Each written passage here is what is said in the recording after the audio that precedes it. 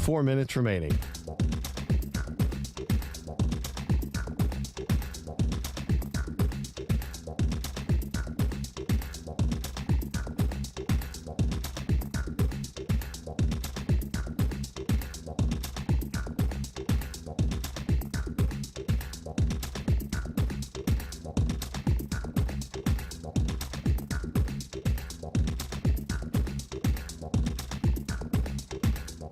Three minutes, 30 seconds remaining.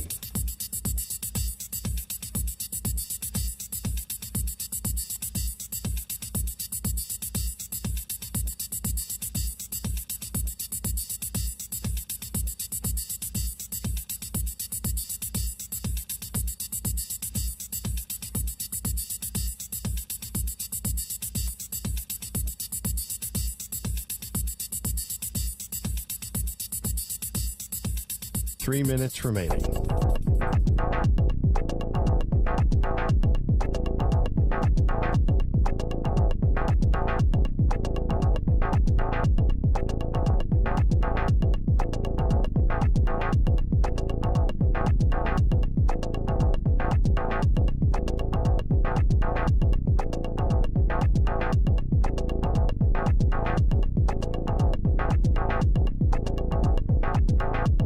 Two minutes, 30 seconds remaining.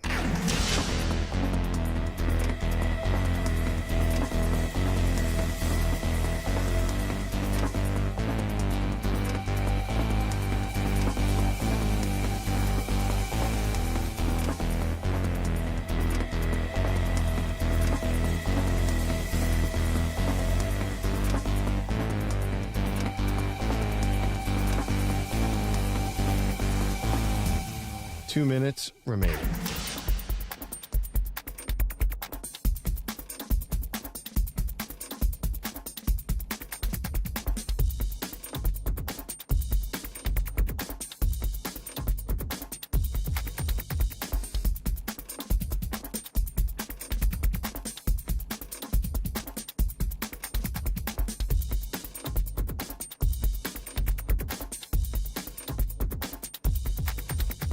One minute, 30 seconds remaining.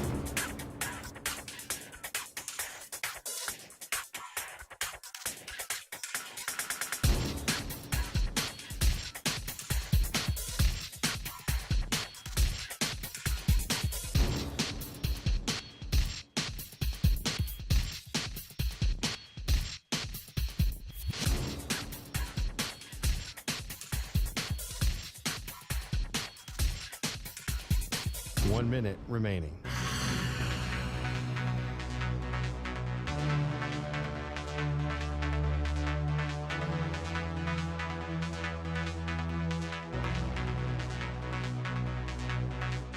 Forty-five seconds remaining.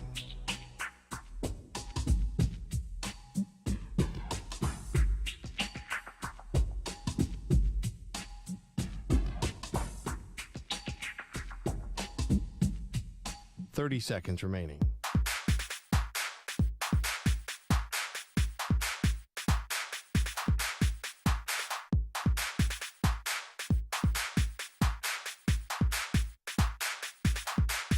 Fifteen seconds.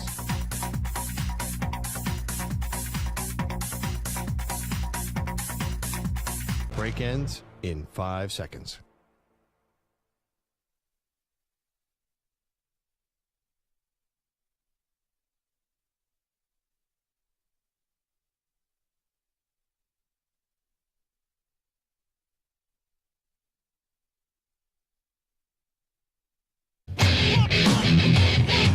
He's live. He's nationwide on CBS Sports Radio. This is the Zach Gelb Show.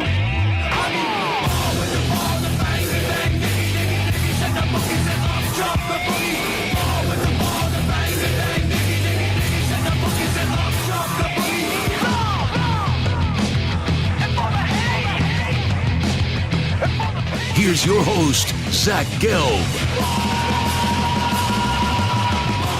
Here we go! Live from the place we're getting out overly ostentatious studios of CBS Sports Radio here in beautiful New York City, sitting on top of the 10th floor of 345 Hudson Street Welcome on in to a marvelous Monday, a wonderful Monday, maybe the greatest Monday of my life. Yes, that is right. It is the Zach Gelb Show across all of our great local CBS Sports Radio affiliates, Sirius XM, Channel 158, the free Odyssey app, and of course streaming on YouTube, youtube.com/CBS Sports Radio, 855-212-4CBS is the number to jump on in, 855-212-4227. You can always get at me on Instagram, where I'm straight flexing, or via the good old cesspool of Twitter, at Zach Gelb, ZachGelb. Got Moist Mike, Stuart Kovacs along the other way. We'll take you all the way up until 6 p.m. Eastern, 3 p.m. Pacific. The original 88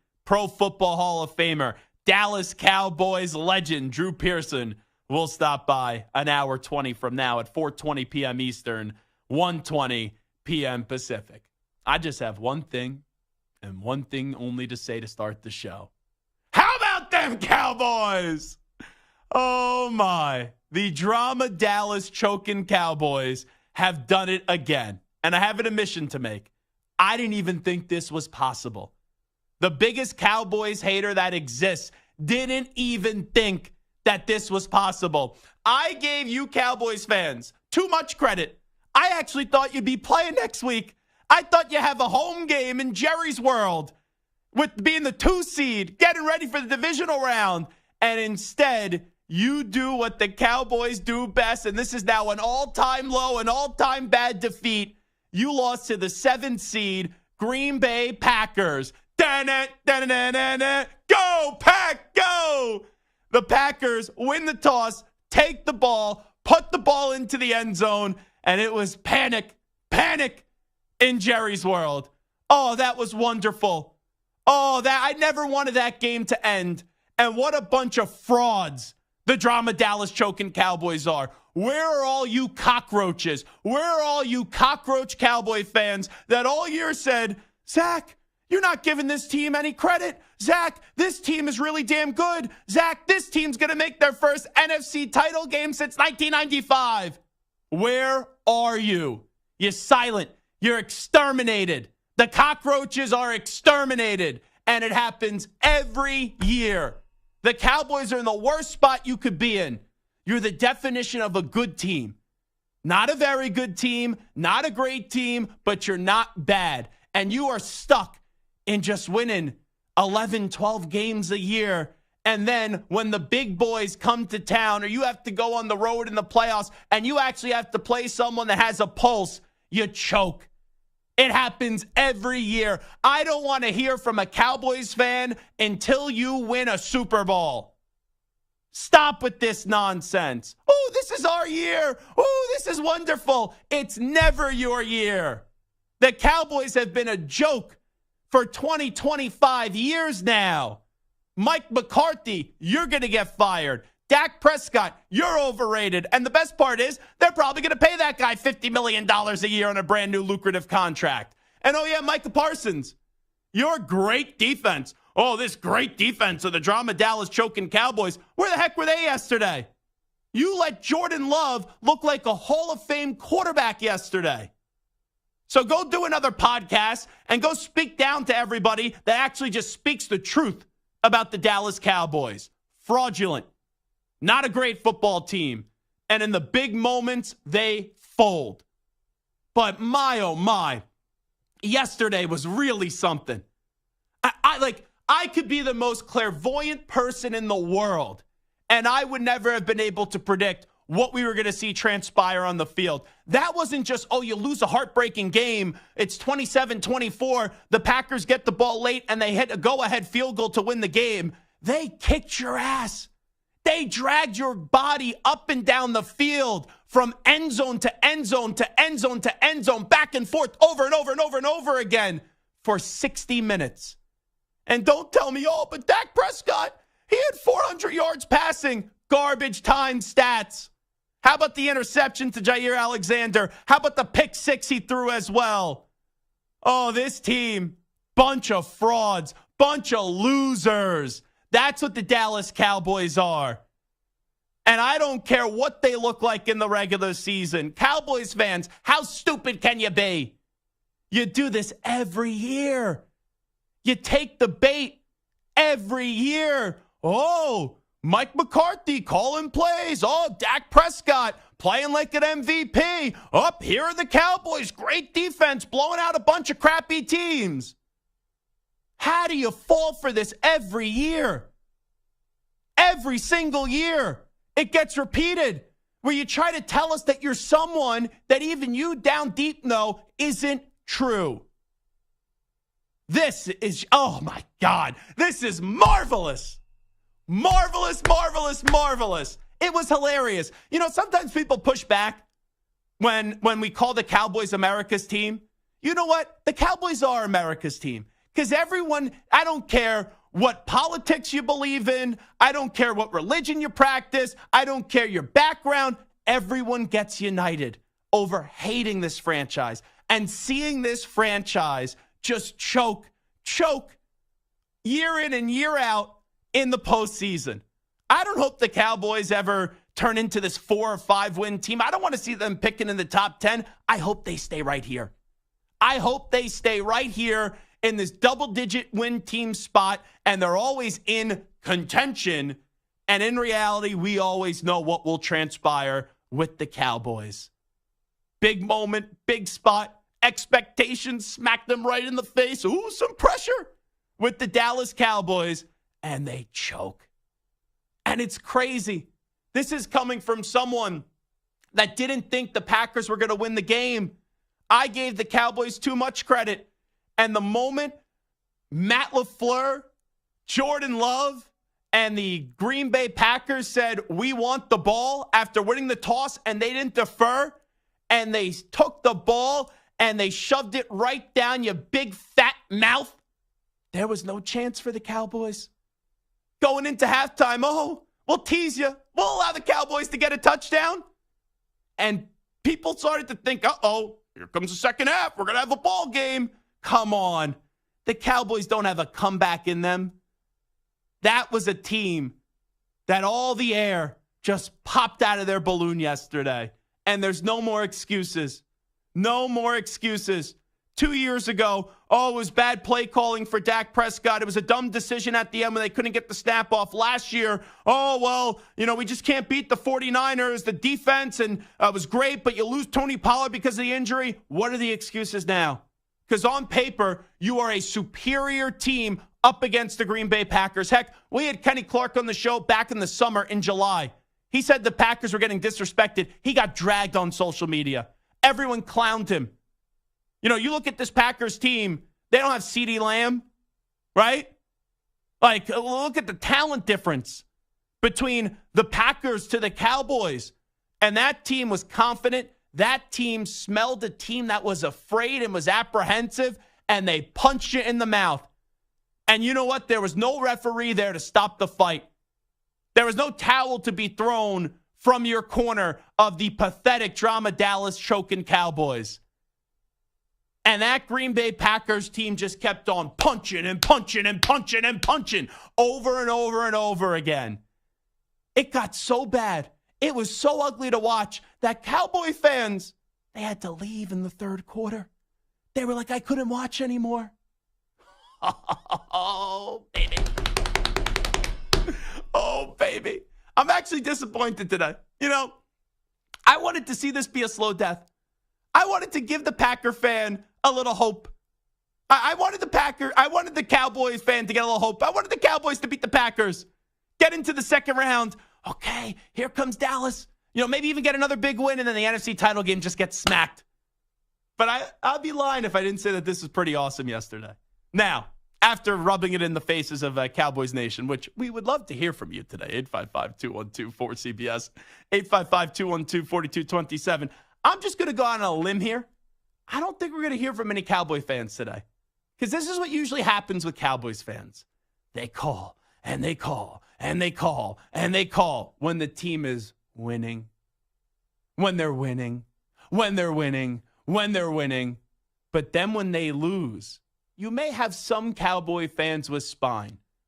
You know, some of them may have spines, but the overwhelming majority, they go back into hiding. We have to issue a search warrant out for them. We have to slap their faces on a milk carton because they've been MIA.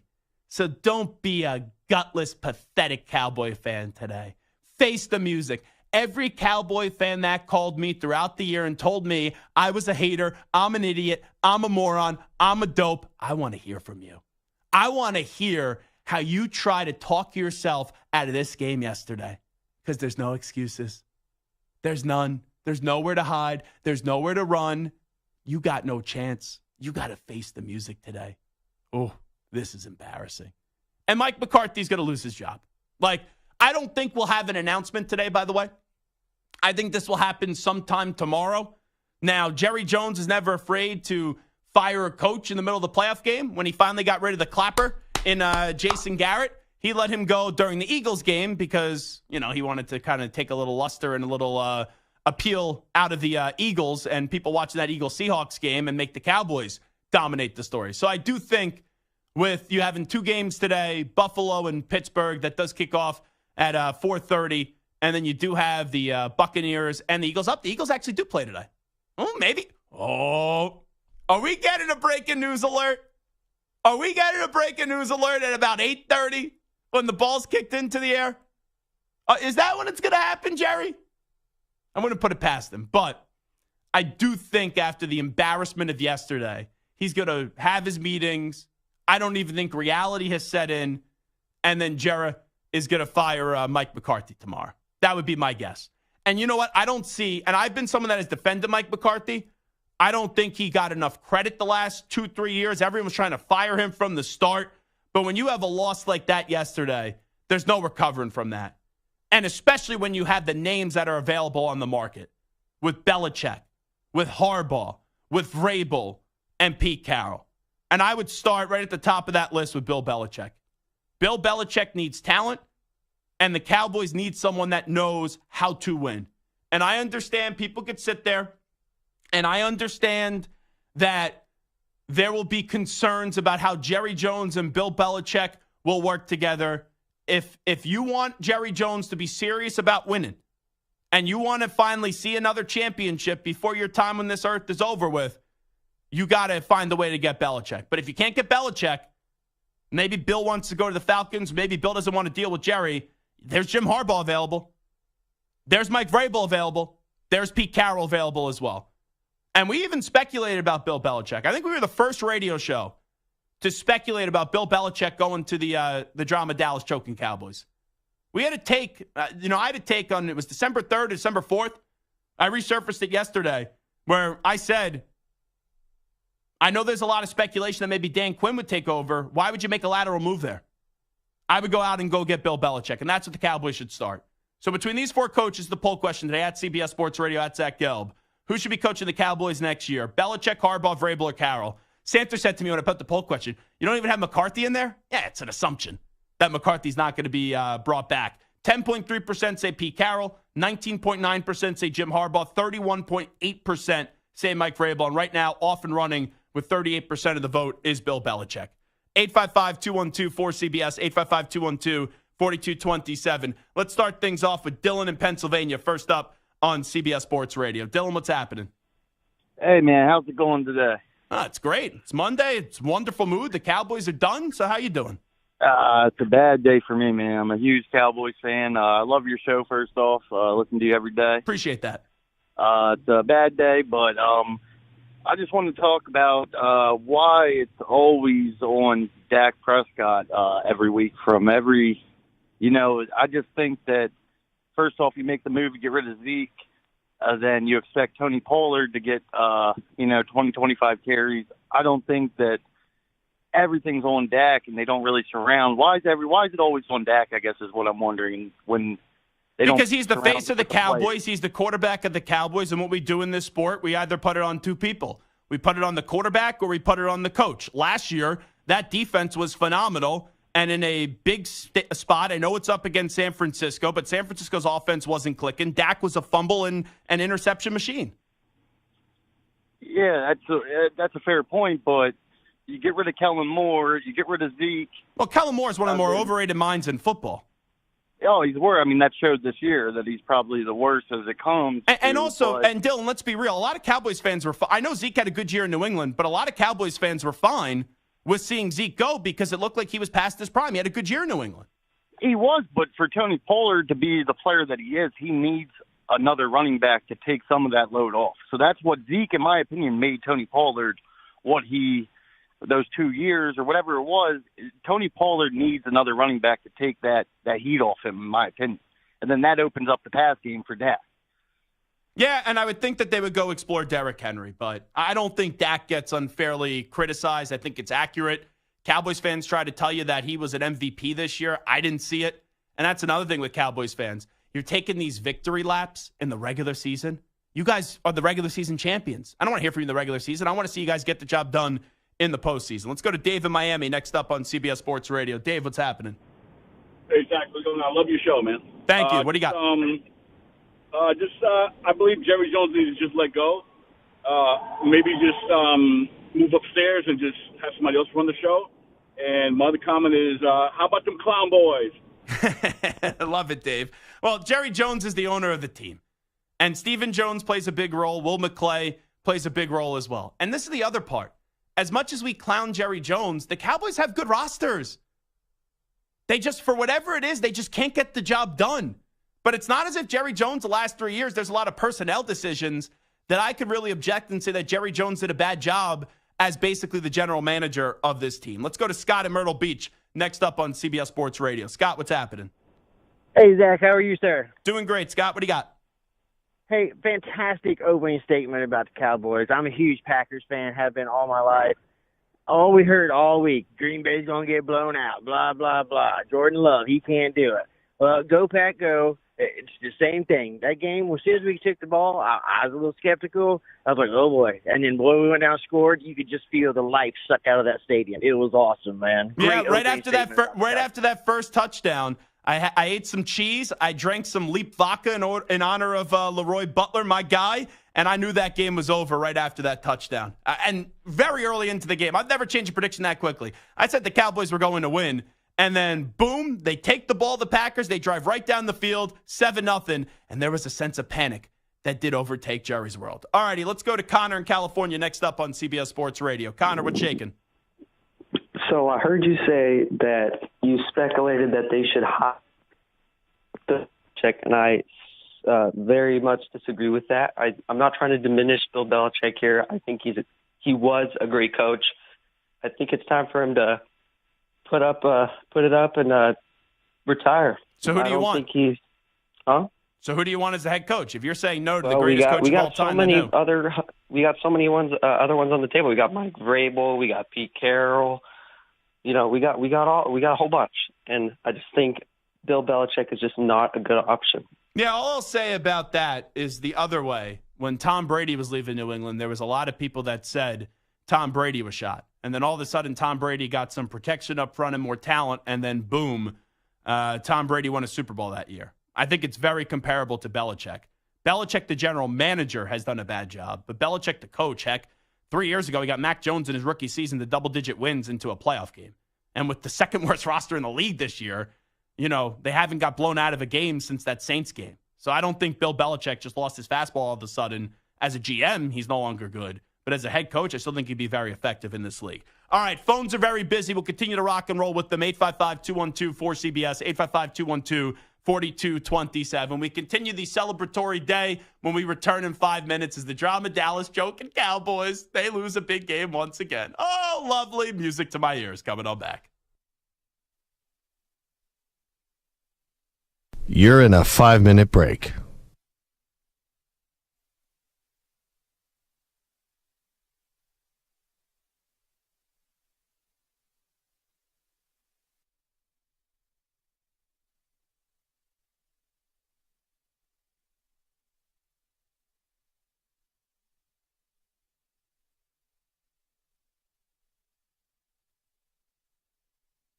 Four minutes, 30 seconds remaining.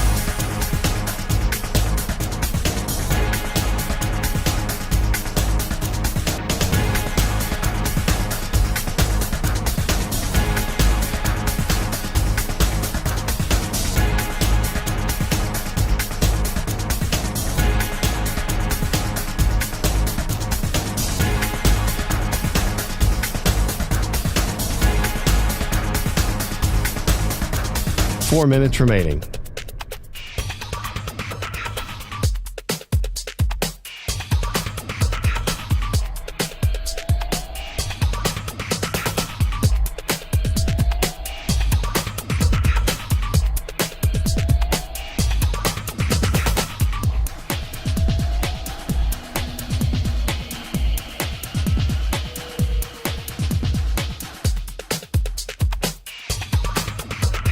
Three minutes, 30 seconds remaining.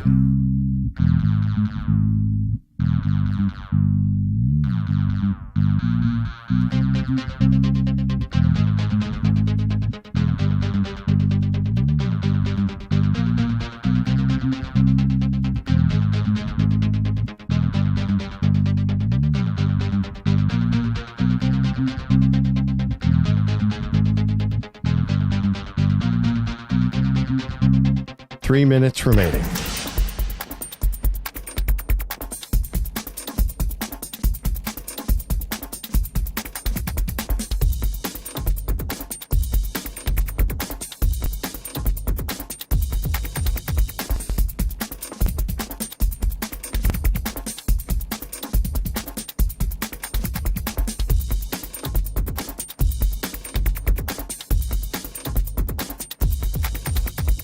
Two minutes, 30 seconds remaining.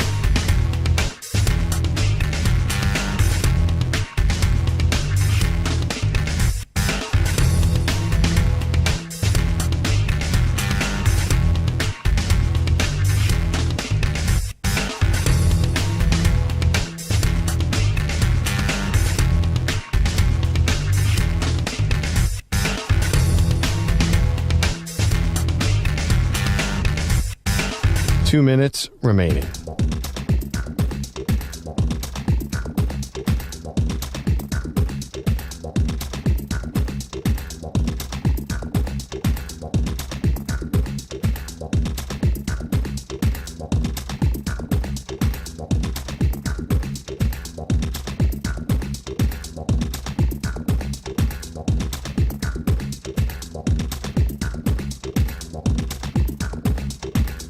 One minute, 30 seconds remaining.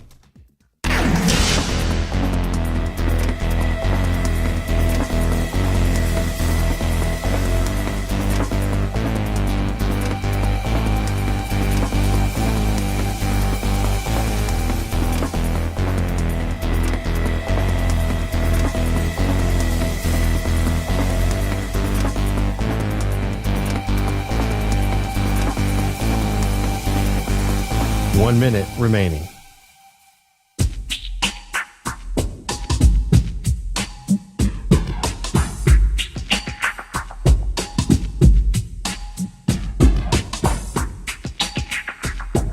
Forty-five seconds remaining.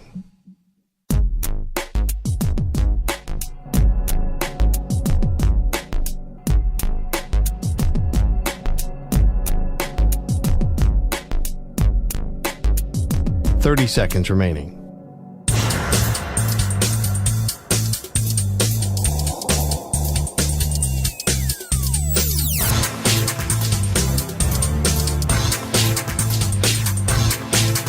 Fifteen seconds.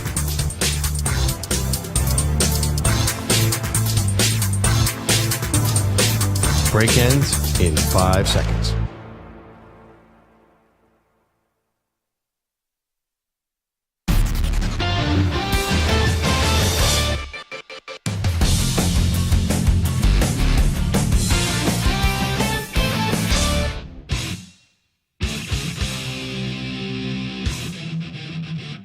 He's live. He's nationwide on CBS Sports Radio. In a game where it looked like they were going to stun Philadelphia and send home all those raucous, crazy fans at Lincoln Financial Field in a somber mood, the drama Dallas choking Cowboys appeared at the 6-yard line, and they ended the game taking a snap from the 27-yard line. You just can't make it up. They were gifted an opportunity to win the game, and they moved in the wrong direction. This is the Zach Gelb Show.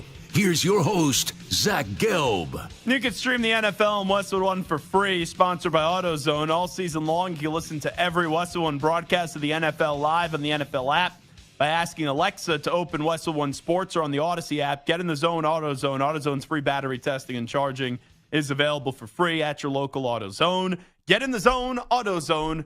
Restrictions apply. So the drama Dallas choking Cowboys do what they do best. And then on the other side, what a start for Jordan Love and Matt LaFleur. And I think we all need to issue an apology to Brian Gutekunst when many people went after him for the last 2 to 3 years, and he ended up getting it right. Now, I still got to see what the apex is for Jordan Love, but the way he was moving around yesterday, the way he's been moving around the stretch and just getting better and better throughout the season and delivering big plays and making big throws on third down too, that was a wonderful performance. And now, since the Packers are the 7th seed, we do know that they're going to Santa Clara next week. How many times did you see the Packers with Aaron Rodgers lose to the 49ers? I'm not saying this is going to happen, but could you imagine the euphoria that you'll get from some of the best fans in football in the Green Bay Packers in really year one as the starter for Jordan Love if he could walk into Santa Clara and beat the second best team in football and the best team in the conference? It's early. It's a premature thought. I'm not saying it's going to happen, but I did think about that earlier this morning when you look at the whole moving on from Favre to Rodgers and then Rodgers to Love, and the Packers have a formula here. You draft a quarterback towards the end of the first round, you let him sit behind the legend, and then you get off and running to a heck of a start. And what a year this has been for Jordan Love. Let's continue to hit the busy phones, 855-212-4CBS, 855-212-4227. Let's go to Nathan in San Francisco next up on the Zach Gelb Show. Nathan, what's happening? Hey, thanks for having me. I'm calling simply just to say, I think that it's rightfully so that Mike McCarthy should be let go, but I think there's almost too much emphasis on coaching and not enough emphasis on how bad Dak Prescott played. I mean, when he plays mediocre teams, he plays well, but when he plays teams like San Francisco, he freezes up, he throws interceptions. He's not the same player, and I feel as painful as it is for the Cowboys organization, they're going to have to make a change at quarterback if they want to move forward. It's a fair point, Nathan. Here's my only question. Where do they go? Dak is a free agent at the end of this year. Who do you bring in when you have a team right now that's still a good team and that's been in contention the last few years? That's a great question, sir, and I'm not even 100% sure myself, but I just feel like Dak is not the answer. So that's about as good as I could say. You got it, Nathan. Appreciate the phone call. Samter, you got a name there? Yeah, they don't have to go that far. They already have a number 3 pick who's 2.5, 3 years removed from college. Trey Lance is their backup. Get rid of Dak, start all over with Trey Lance, see what he's got. You made the move. He's a top 3 pick. He clearly showed some promise. I would go and just go Trey Lance. Who else are you going to get? Just yes or no? Would you agree that Kyle Shanahan is one of, if not the brightest minds in football? Just yes or no? Yes. Kyle Shanahan gave up on Trey Lance so quickly. I disagree. Well, he did. First off, I don't even think Trey... He didn't. I don't think he gave up on Trey Lance. Let me finish. Kyle Shanahan, I don't even think wanted to draft originally Trey Lance. It goes back to Chris Sims. Sims and Kyle Shanahan are very good friends. They have matching tattoos, friendship tattoos, from back when they were in college. And the moment the Niners traded up into that 3 spot, Chris Sims said he believed the Niners did that, probably wink, wink, knowing something from Shanahan, to go draft Mac Jones. And then ultimately they drafted Trey Lance. I think Kyle Shanahan was talked into Trey Lance. And then the moment there was some adversity where Trey Lance didn't even get a fair shot because he got hurt, and you saw the emergence of Brock Purdy. But with how much they moved to go get Trey Lance, multiple first-round picks, they give up on him that quickly. I think that's more of a reflection that Kyle Shanahan does not believe that Trey Lance is good. So then why would he go to the Cowboys, a team that's not as good as the 49ers, and have success? You might be right that Shanahan didn't want to draft him to begin with and gave up on him quicker than he probably should have. The only reason why Trey Lance is not the starting quarterback for the 49ers or on that team is because Brock Purdy came out of nowhere as a 7th-round pick and showed that he's the future quarterback for the 49ers. At that point, they had no use for Trey Lance. Why not get some asset in return and get some draft picks? But going into this year, you did not know that Brock Purdy was a slam dunk. They may have thought it, but they did not know. It was too small of a sample size last year. Maybe, but when you see what he did, kind of like what Tom Brady did when he took over for Drew Bledsoe, sometimes you could just tell right away a guy's just got it, right? He did enough last year, Brock Purdy, You could just tell he got it. I think was it's there. a tough sell if you're going to move on from Dak and then go to Trey Lance, who's an unknown. Like, you want to say you don't want to pay Dak 4 or 5 years at $50 million a year. I understand that. I don't think you could tell me Trey Lance is the guy. Maybe. Now, they're kind of similar because they're good regular season quarterbacks but bad postseason quarterbacks. Maybe it ends up being Kirk Cousins if he's willing to sign a short 2-year deal. But ultimately, I don't think Jerry is letting Dak walk. And even though Dak played well in the regular season, come playoff time, he's just not a big-time player. And you will not win a Super Bowl with Dak Prescott. Let's go to Stefan in California next up on CBS Sports Radio. Go ahead. Hey, what's up, buddy? Doing great. Trying to juggle doing Uber Eats and then listening to all the breakdown. I got a question for you. You deliver Uber Eats? Is that what you're saying? Yeah, I'm doing Uber Eats, but I'm listening. I'm analyzing. Well, I appreciate that. I'm just wondering, do you ever take Yeah. a little of the food? Like, if there's a French fry that's like maybe hanging off the container, do you maybe take the French fry and get some food for yourself? No, I'm on a strict diet, sir. Gotcha. Okay, because if that was me, I'd be stealing some French fries. But what do you got today? Go ahead. Let me break it down for you. Okay, so I'm not trying to be cocky or any way. I told my friend who's a diehard Dallas Cowboy fan. I have 2 friends that are diehard Dallas Cowboy fans. They're all hiding from me right now. I told my friend, I said a couple of days before it's going to happen, I say, well, so hypothetically speaking, I see the Green Bay Packers going into Dallas. I truly believe Jordan Love has way better footwork than Dak Prescott. Right now, he does. He does. And you can say I'm full of it. You can talk bad about me and all that. This is the problem with Dak Prescott. Go back to this game. Keep watching his footwork. Don't watch the ball. Just watch his footwork throughout the whole entire game. It is disgusting, man. He needs to correct that footwork. That's what's preventing him from chopping his feet. He's panicking. He doesn't know what to do. He doesn't know how to use his space. And that's the thing with Dak. Is he doesn't know. And there's some people that know exactly what to do and know how to move in space and utilize that pocket. Dak doesn't have it. Well, I appreciate the phone call. Thanks so much. I also think it's a mental roadblock right now for the entire organization. Because when you are that team and you heard Micah Parsons play into it all year, and I thought it was really stupid of him, where anytime they would lose, why does everyone criticize Dak? Why does everyone root for the Cowboys to fail? Well, don't tell us that things are going to be different. Go show it on the field.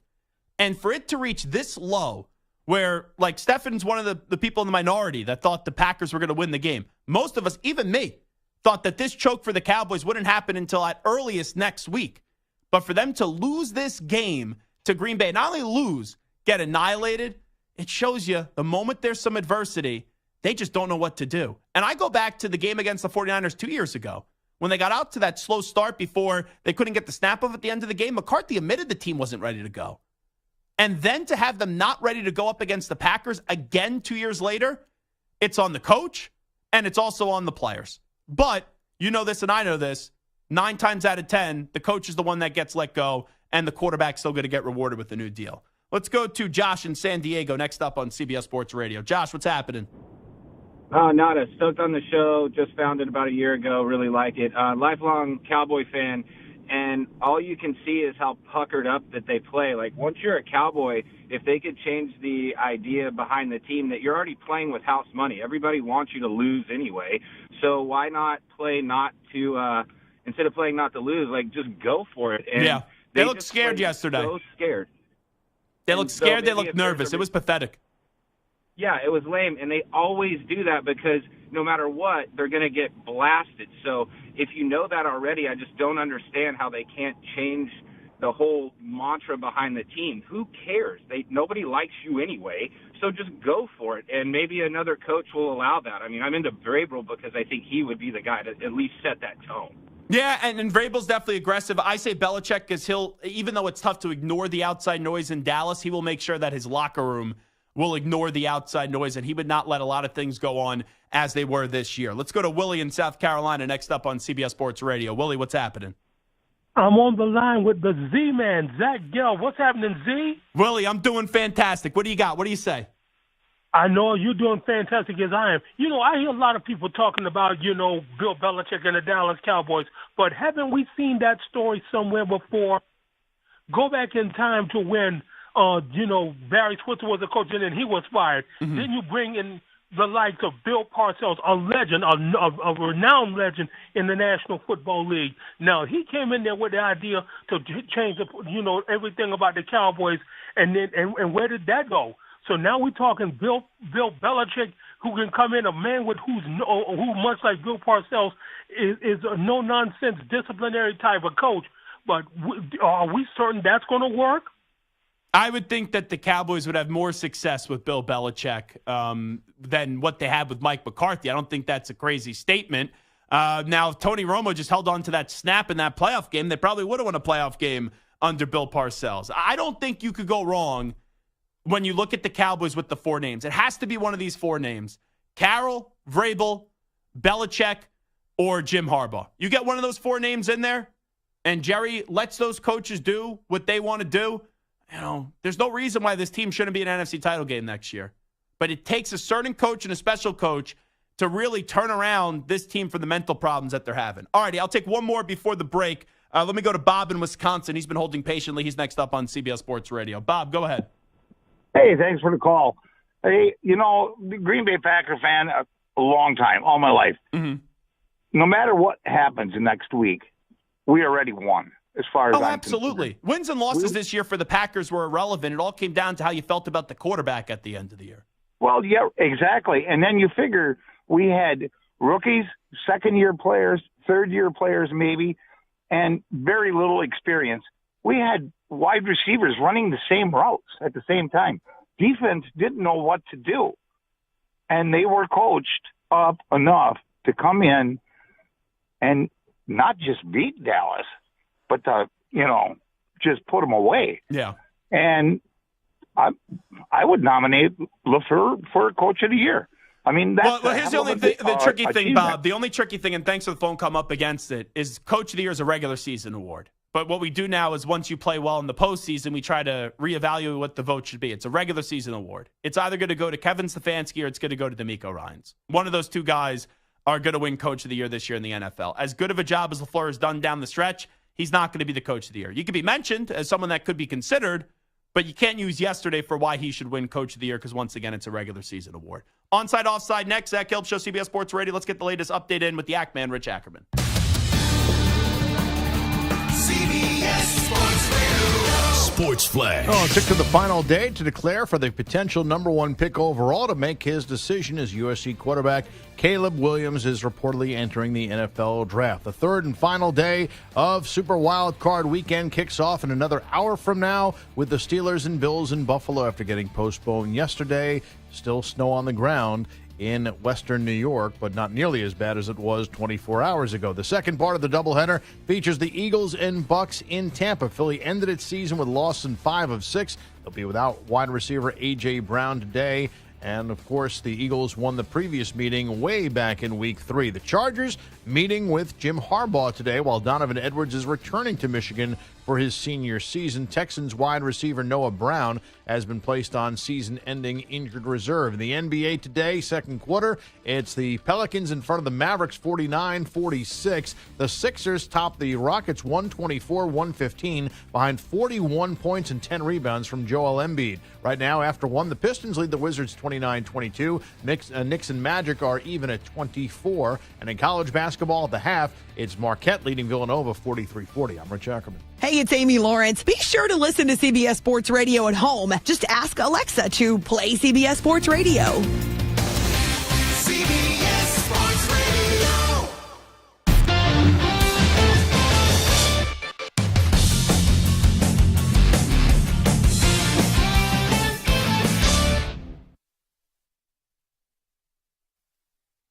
You're in a 5-minute break.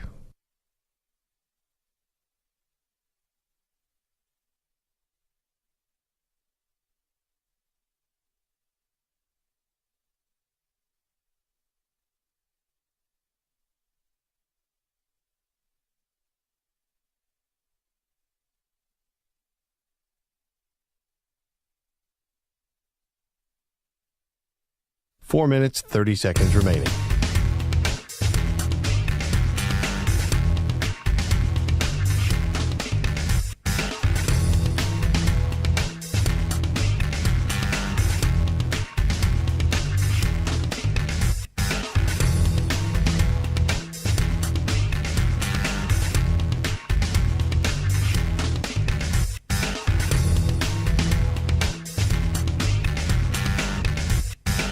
Four minutes remaining.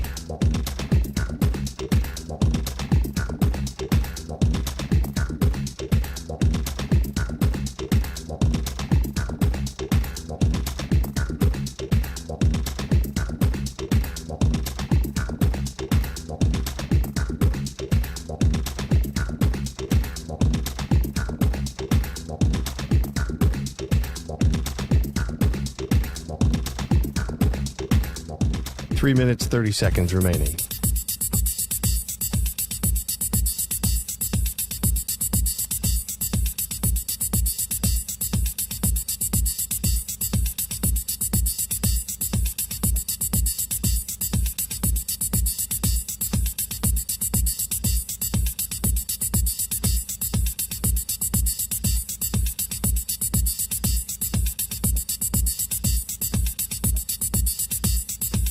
Three minutes remaining.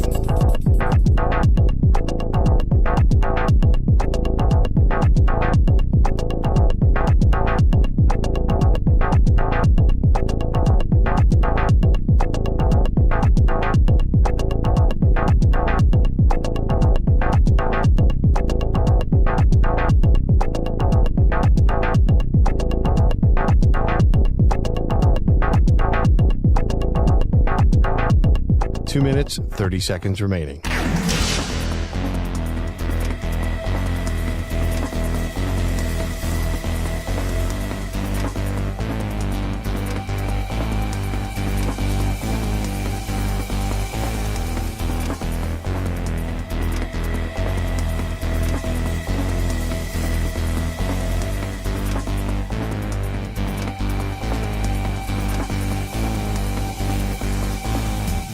Two minutes remaining.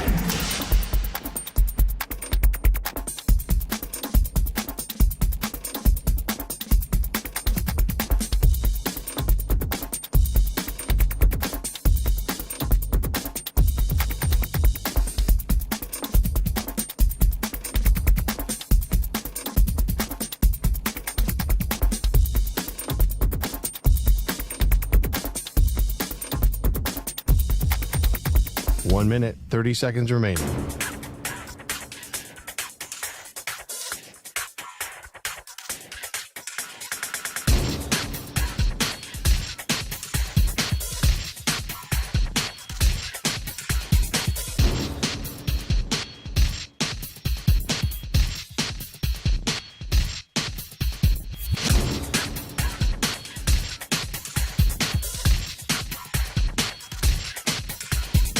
One minute remaining.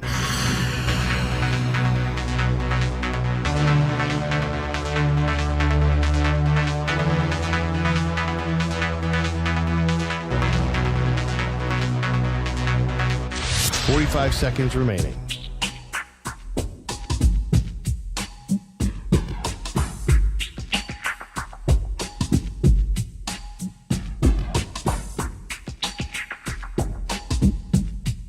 Thirty seconds remaining.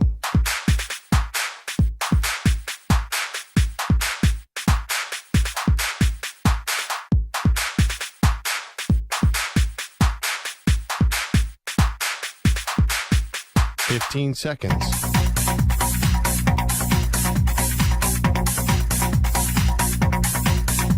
Break ends in 5 seconds.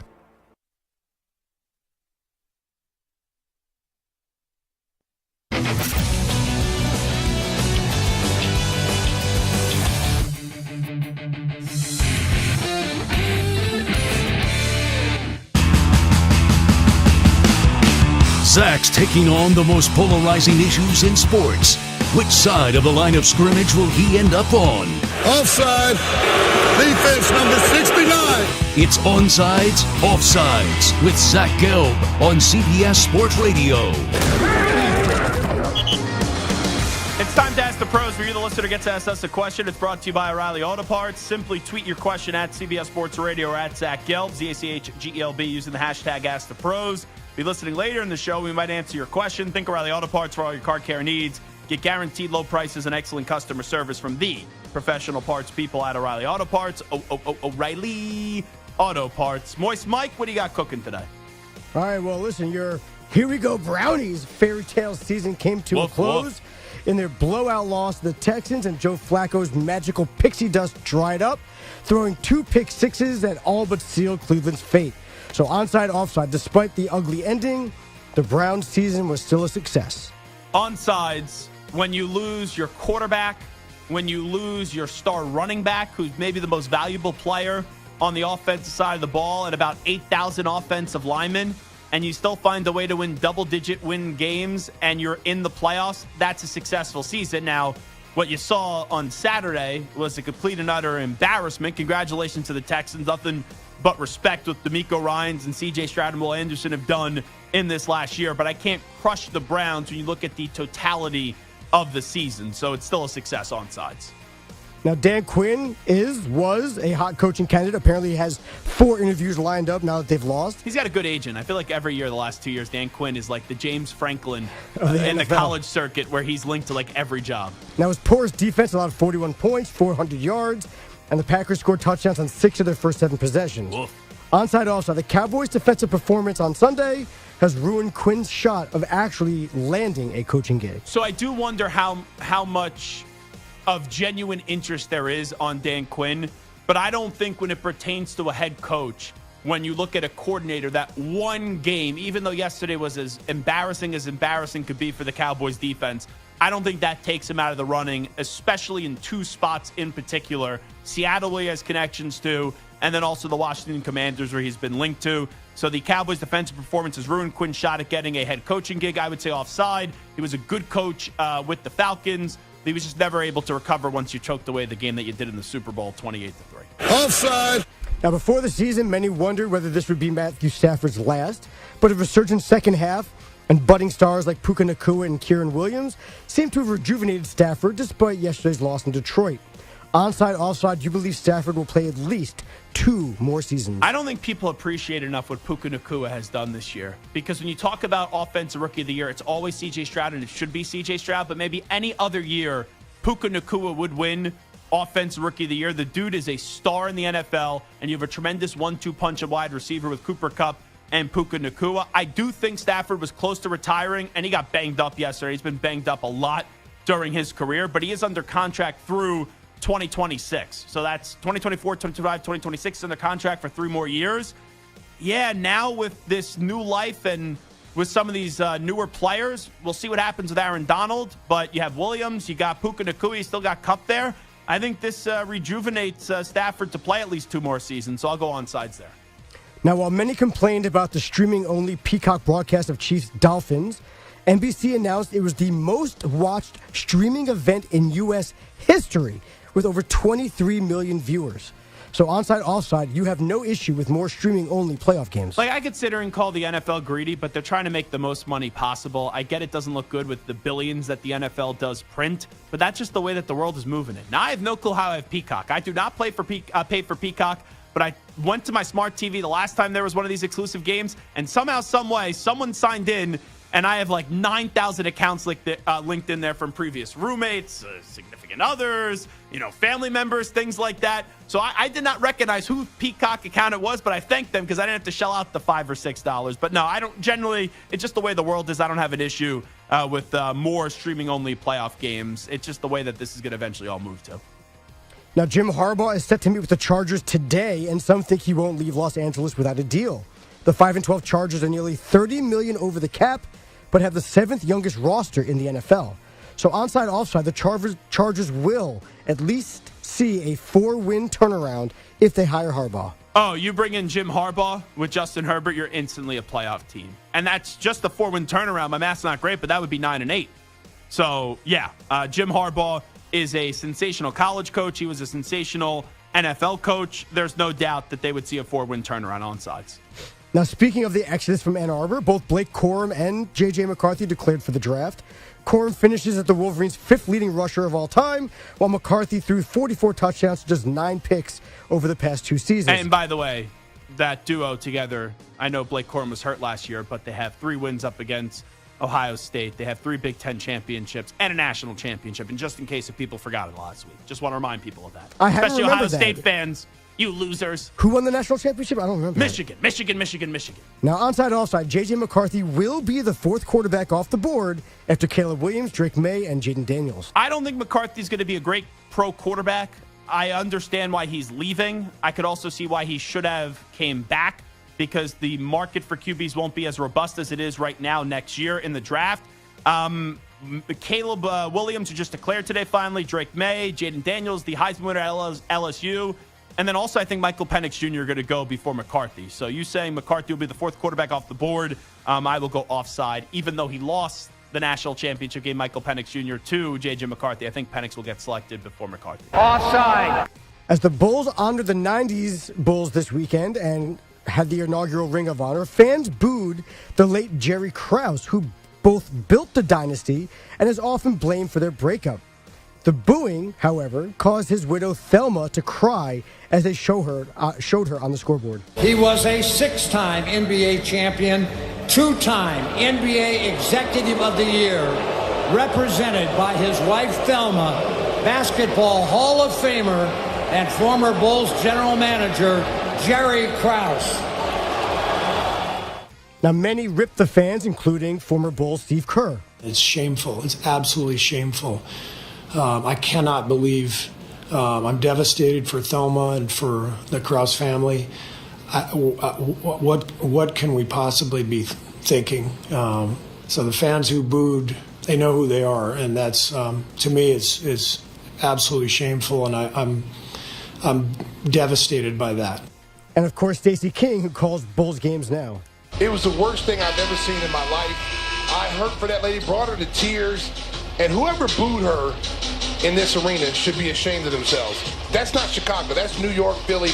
Chicago's not like that. We don't have a reputation of being that way.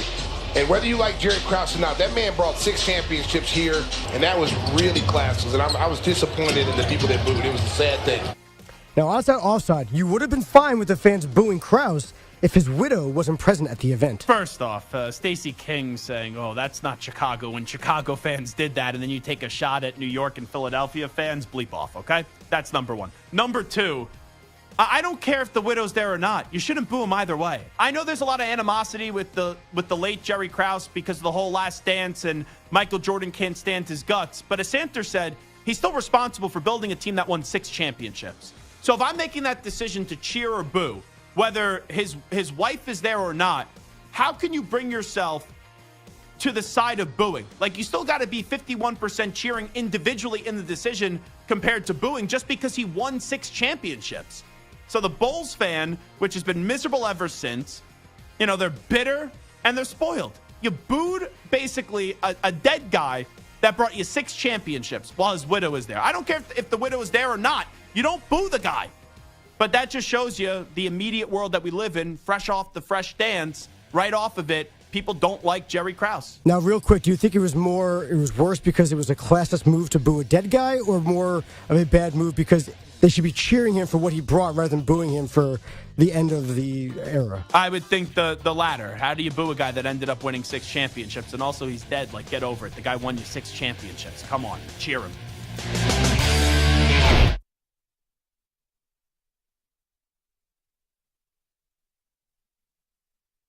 You're in a 5-minute break.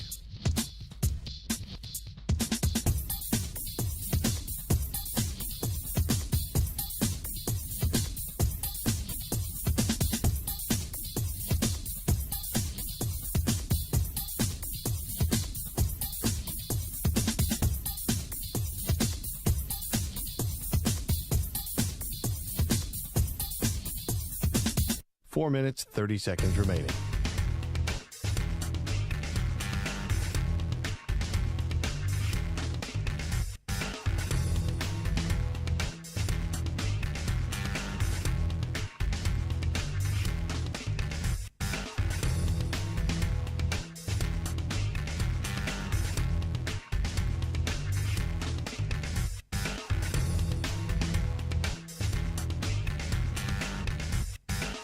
4 minutes remaining.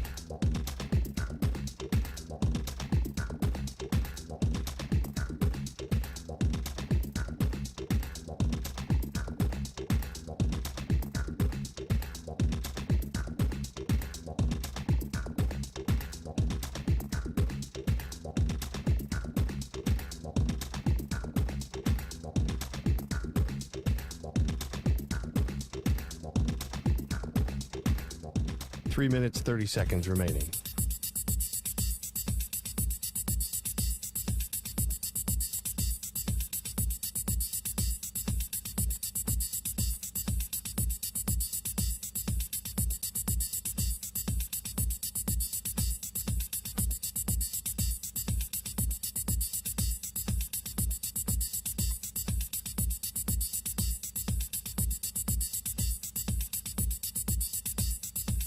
Three minutes remaining.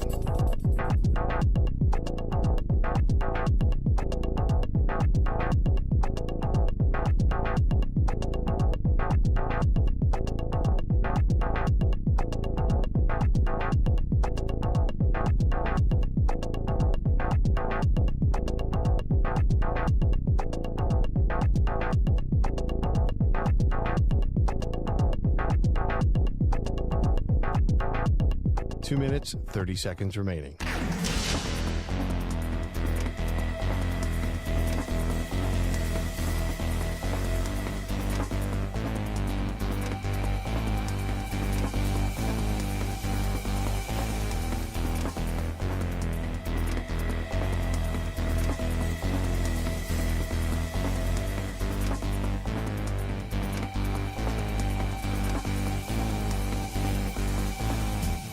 Two minutes remaining.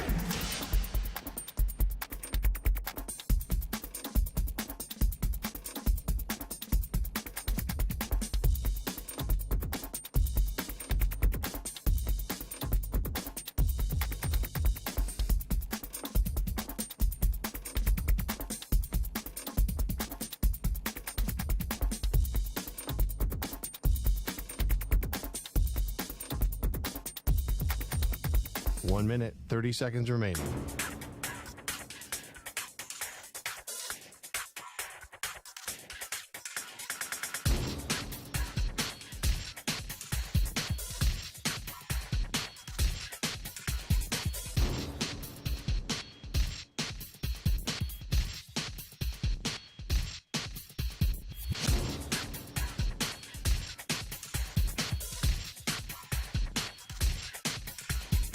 One minute remaining.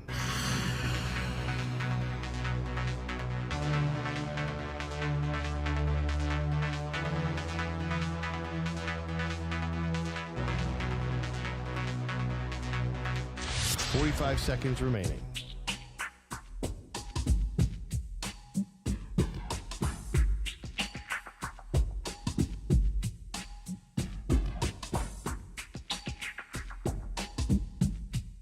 Thirty seconds remaining.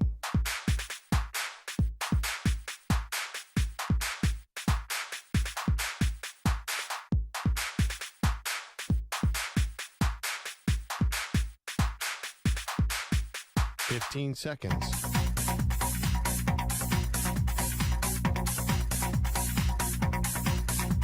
Break ends in 5 seconds.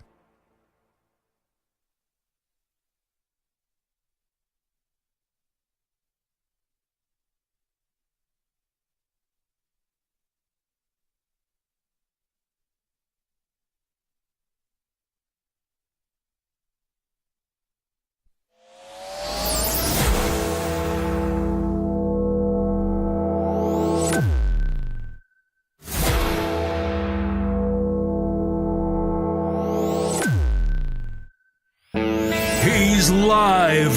He's nationwide on CBS Sports Radio.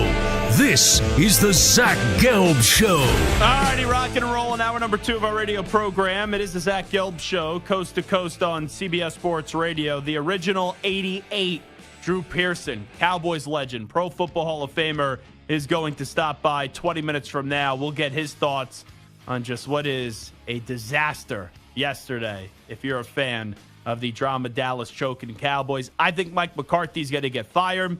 I would be shocked if Mike McCarthy is returning next year as the coach of the Cowboys. So with that being said, here's our poll question today at CBS Sports Radio at Zach Gelb. Between these four coaches, who should be coaching the Cowboys next year? Currently in first place, Bill Belichick with 38% of the vote. With 31.8% of the vote, Mike Vrabel in second.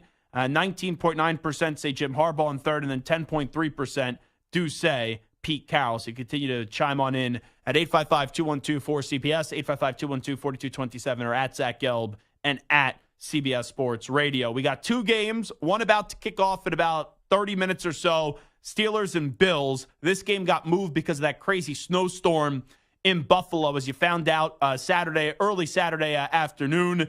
They were able to pay fans $20 an hour to shovel snow. It's crazy with how much money the NFL prints that they don't have better protocols in place, or that you only are able to offer fans $20. So the field is good, but there's still snow all in the stands, and they only cleared out the aisles. So like the walkway to get to your seats. And I saw a video of a Steeler fan. It was almost like it was a Papa Bear with like three cubs. The bear, basically the Steeler fan, was just like muscling his way through the aisle and using his legs to clear out the snow. And then the kids were following him to get to the other end of the aisle and to do a benevolent thing and clear out the seats. I'm seeing some shots right now on CBS, and it looks like the fans are making their way in there and shoveling off their the snow off their seats. There's one fan, as I'm looking at right now, with the shoveling the seat to try to just get to the seat. So this goes either one or two ways. You will have celebratory snowballs today, where fans will be throwing snow up into the air, kind of like when Teddy Bruschi picked off whatever the Dolphins quarterback was to win the Patriots an AFC East championship years ago, and fans will throw the snow up in the air for fun. But if you do have the Bills have a surprising loss today to the Steelers, you could have Bills fans throwing snowballs at their team. So that's something to watch between Bills and Steelers. No TJ Watt. I do like Buffalo in the game. Eagles-Bucks, I think it's a coin flip. Now, no A.J. Brown in the contest. I'm going to go with Tampa Bay to get the job done tonight, but it wouldn't surprise me either way on who wins that game. But you look at the four games from Saturday and Sunday that we got to see. Texans and Browns, first and foremost. I tweeted this out, and I don't really think it's somewhat debatable, but I don't see how you could vehemently oppose it, and I don't think it's premature.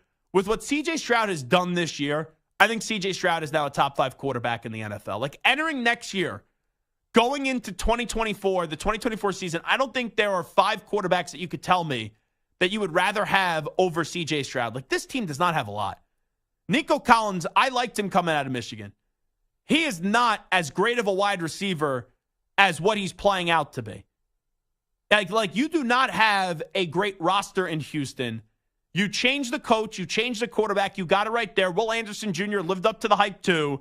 And those 3 guys have really willed this team.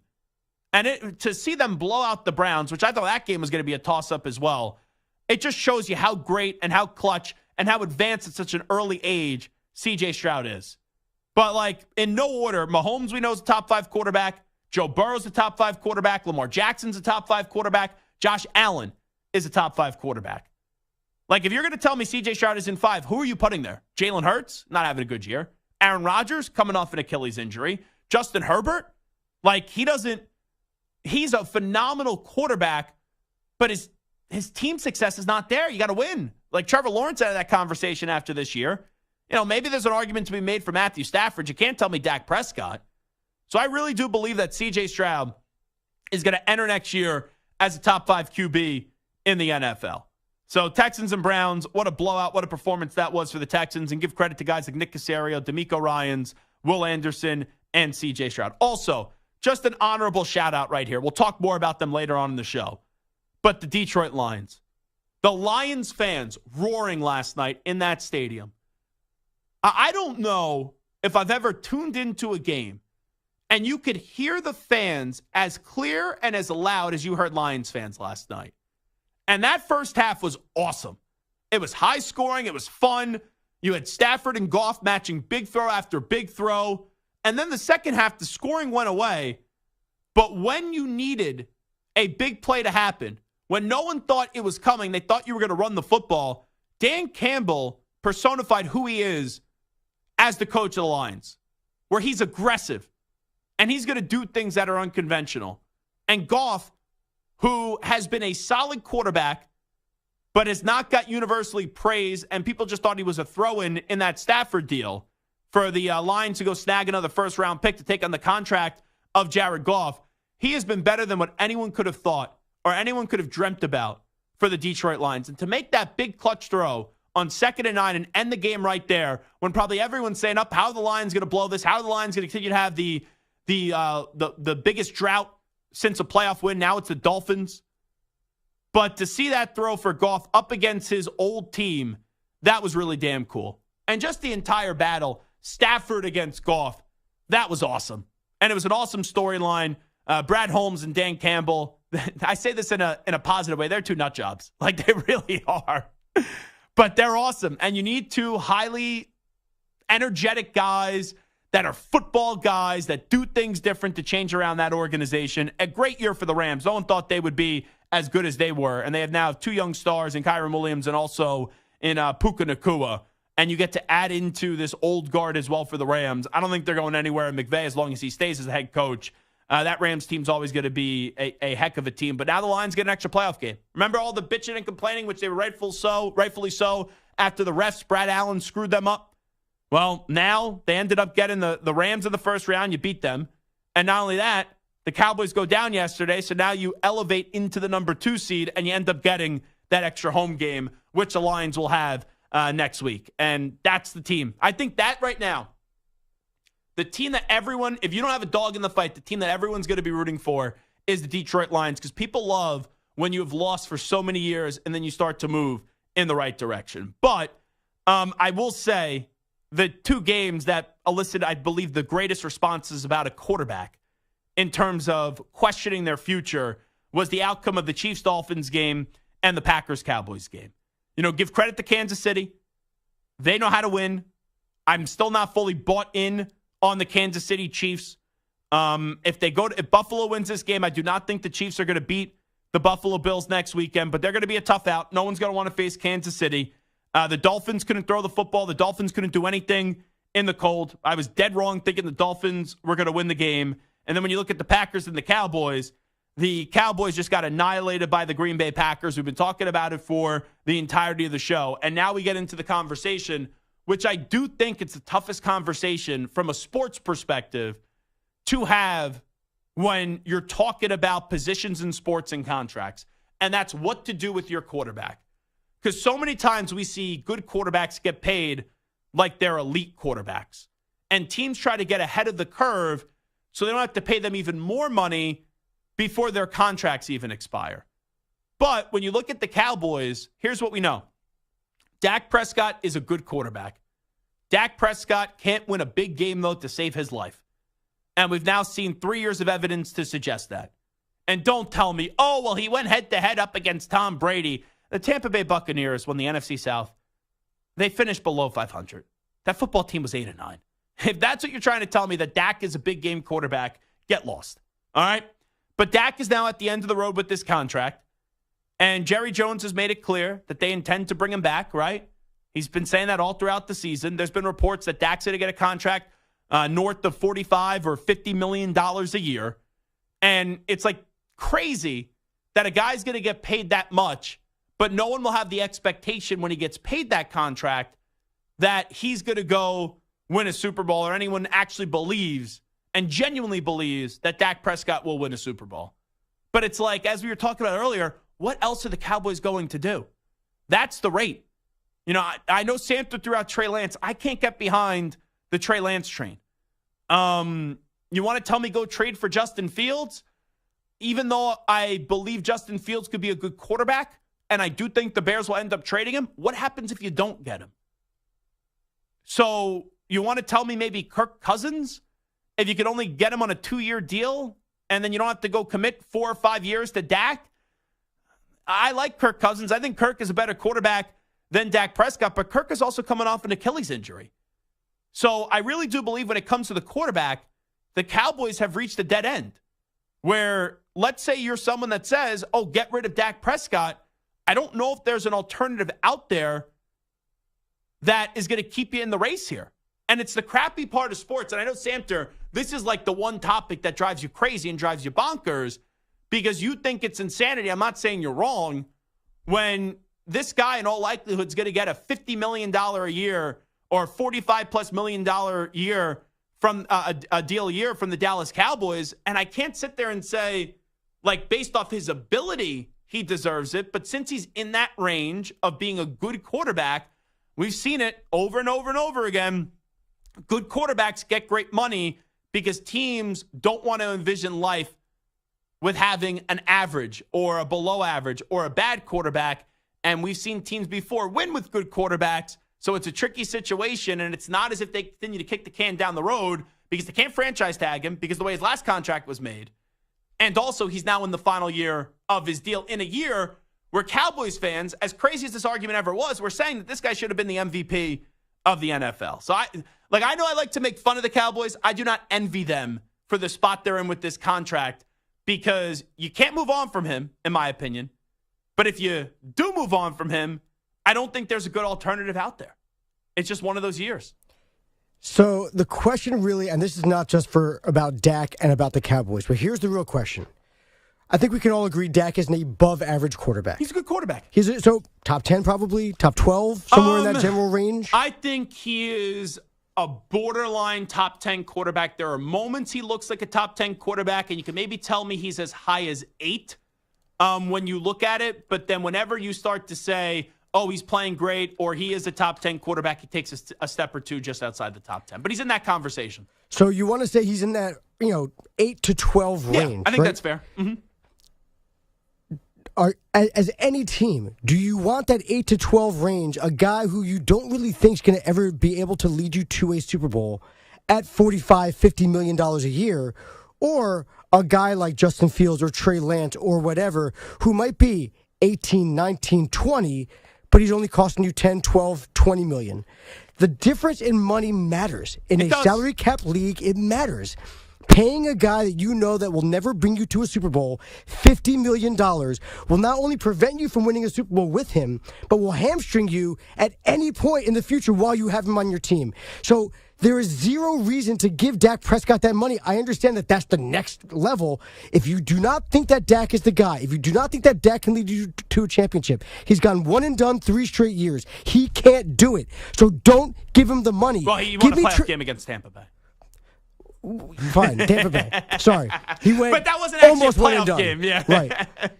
At the end of the day, like he can't do it. You know he can't do it. He can't win the big games in the big moments. So why give him the money and hold your franchise back for the next decade? Don't do it. Go with a guy like Trey Lance or Justin Fields or whoever you can't else. Go Trey Lance. Go with Joe Flacco. No, it doesn't matter. I would rather have a guy who's a worse quarterback at 1/3 the cost of Dak, because at least I know I'm still not going to win. Can I make your argument but I for can you? build a better team around that guy who's not going to win. Can I enhance your argument with you? I'm not even arguing here with you. I'm just saying here. If the Cowboys are going to move on from Dak, what they need to do is do what the Bills and the Chiefs did. They were good teams, the Bills and the Chiefs, both in the playoffs. They traded up in the draft. So, I'm not saying you're going to go right up to 1, but could you get that 4th pick? Could you get that 5th pick and draft a Jaden Daniels? Something like that, and go get your younger quarterback and get a rookie deal? I guess that's probably the best alternative if you are in the line of thinking that Dak Prescott needs to go and they're not going to give him the contract. Now, on the other hand, let me get you I know we got to take a break because the original 88 is about to join us, Drew Pearson. On the other hand, the Miami Dolphins. Don't get ahead of the curve here. Tua had a good season. The other years, I know that Brian Flores didn't embrace Tua, but Tua's been disappointing or he's been hurt. Miami, there's a 5th-year option that you picked up. Let him play out this deal. You could still use the franchise tag after that. You cannot rush after one good season where the Dolphins didn't beat many good teams. You cannot rush and give Tua a 4 or 5 year deal for $45 or $50 million a year. You cannot do that. Like, Dallas doesn't have the luxury of kicking the can down the road anymore. You do.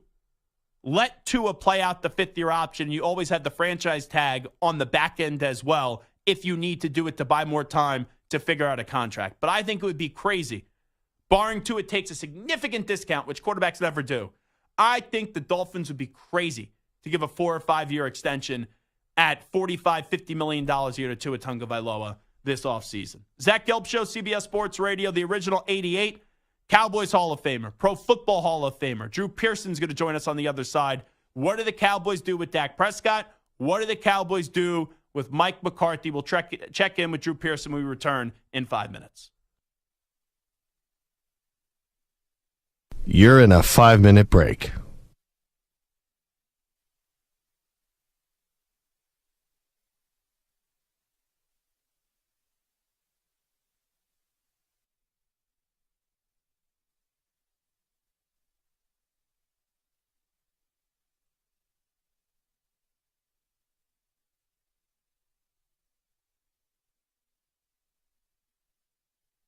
Four minutes, 30 seconds remaining.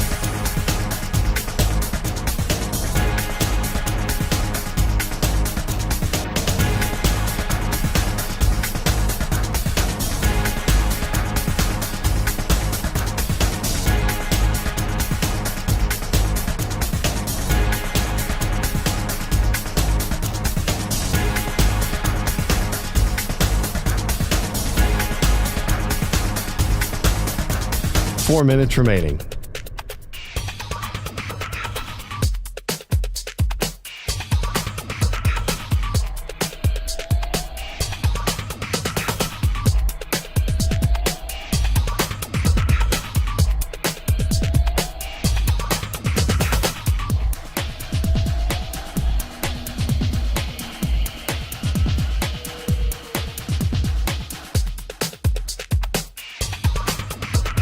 Three minutes, 30 seconds remaining.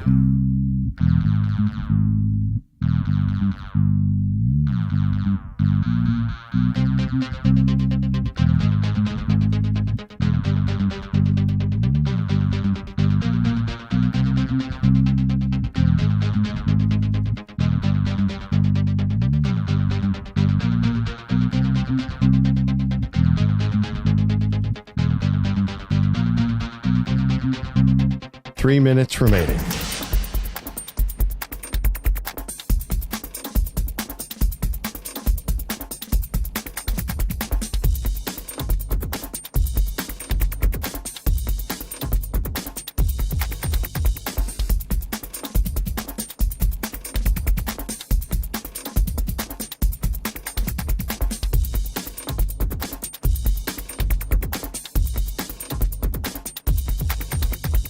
Two minutes, 30 seconds remaining.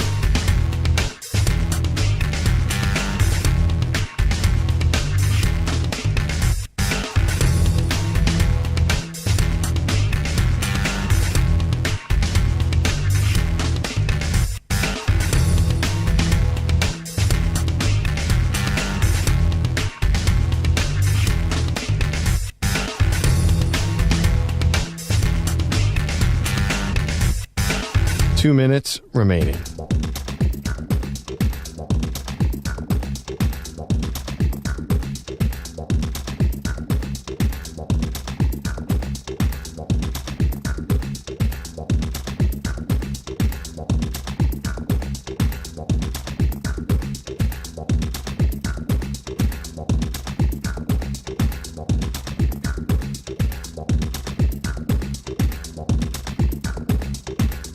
One minute, 30 seconds remaining.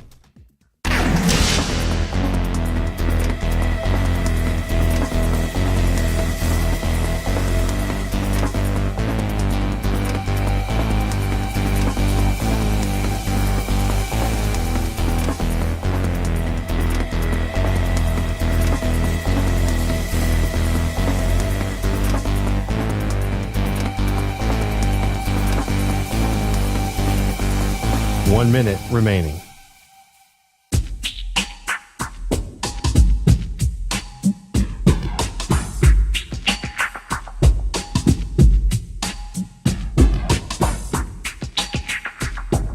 .45 seconds remaining.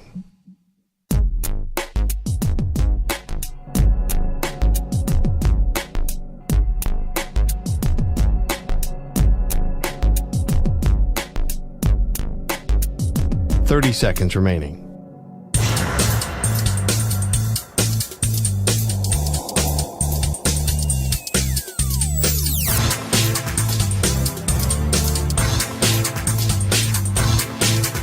15 seconds.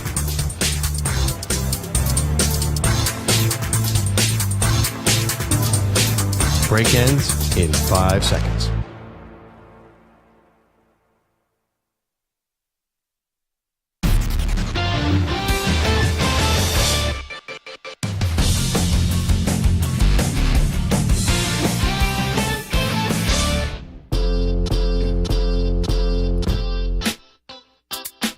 Now back to the Zach Gelb Show. You can stream the NFL on What's the One for free, sponsored by AutoZone all season long. You can listen to every What's the One broadcast of the NFL live on the NFL app by asking Alexa to open What's the One Sports, or on the Odyssey app. Get in the zone, AutoZone. AutoZone's free battery testing and charging is available for free at your local AutoZone. Get in the zone, AutoZone. Restrictions apply. Now joining us, the original number 88 Cowboy legend, NFL legend. This never gets old, calling him a Pro Football Hall of Famer. I know yesterday was not a good day, to say the least, for his Dallas Cowboys, as the Packers just annihilated them, but always do appreciate when we get to spend a few minutes with Drew Pearson. Drew, appreciate the time. I would ask you how you're doing, but I know you can't be in a good mood today. No, not really, Zach. Disappointed, the way we started the game, the way we played throughout the game, and then the way we finished the game. So it was not a good day for the Dallas Cowboys, and even more disappointing that they had the home field advantage to a certain extent in these playoffs. They win, they get another game at home, and they couldn't take advantage of that opportunity. Have the Cowboys hit a point where they've just reached a mental roadblock? Because they have more talent than the Green Bay Packers, but you're right. The moment the Packers won the toss, took the ball, and went right down the field and scored, they set the tone, and the Cowboys just never recovered from that. It seemed like they panicked early. Well, Zach, the thing I look for initially in a football game, especially a playoff game, is who's bringing the intensity. Now, if both teams are bringing it, you're going to have a darn good football game. But if one team's bringing it to the playoff level and the other team is not doing that or taking that and doing something with it or responding to that, then you're going to have a domination by one team over another. And that's what happened. It's not the play calling. It's not the schemes. It's wanting to do it, just have that emotional level that no matter what they bring at you, and they brought a lot, they had a great game plan coming in, especially offensively. But they brought physicality too. They punched us in the mouth. We took it, and we didn't respond in the way you're supposed to respond in a playoff situation. And before you know it, we're way down. Yeah, it's kind of crazy, Drew Pearson, because 2 out of the last 3 years, like that first San Francisco game, they were playing from behind and they weren't ready from the jump. And then yesterday, I don't know how they weren't ready for that game, but once again, they weren't ready. And that's now 2 out of 3 years where they just had these terrible starts in playoff games. Yeah, and San Francisco did the same thing 2 years ago. They just punched us quick.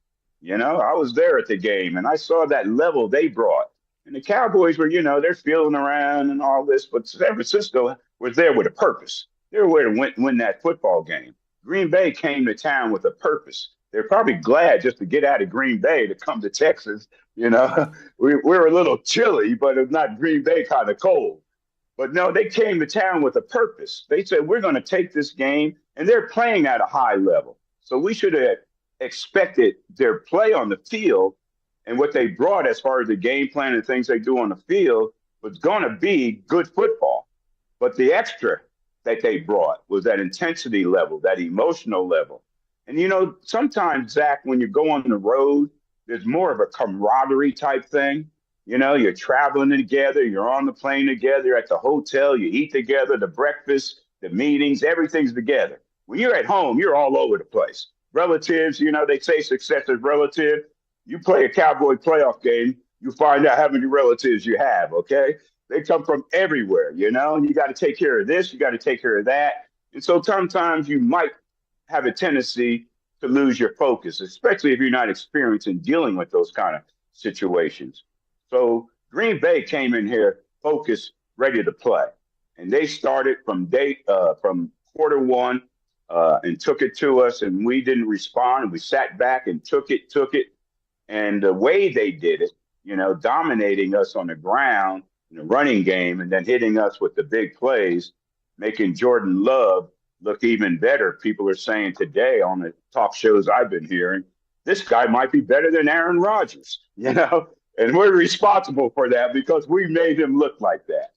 Yes. Talking to the original 88, the Pro Football Hall of Famer, Drew Pearson. I know how much you love this team. You've been a part of a lot of Dallas Cowboy games, and then you've watched a ton of them throughout many years. Was this the most disgusted that you've ever been with the Cowboys team after that performance yesterday? No, I've been disgusted before. There's times even when I played, I was disgusted about some of our performances. But no, this is disappointing. This is at a low level. But here's the deal. What do we do from here? Okay, we know where we are now. We know how we got there. We won a lot of games in the preseason. Then how come we're not ready when the playoffs come? How come we weren't ready against San Francisco when the playoffs come?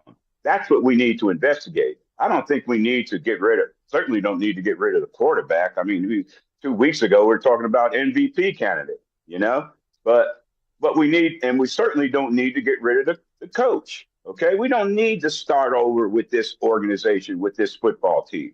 Jerry Jones is 81 years old. He's going to start over again. You're going to bring a new coach in here to bring in a new philosophy. This will be how many times Dak has changed coordinators and offensive philosophies if you let McCarthy go, So find out the reasons why what's going on. Don't talk to me about Belichick. Don't talk to me about Pete Carroll. Those guys are Band-Aids. The only coach I would accept the Cowboys going after and getting is Harbaugh, up in Michigan. And the reason I say that is because he's a great coach, but he's young.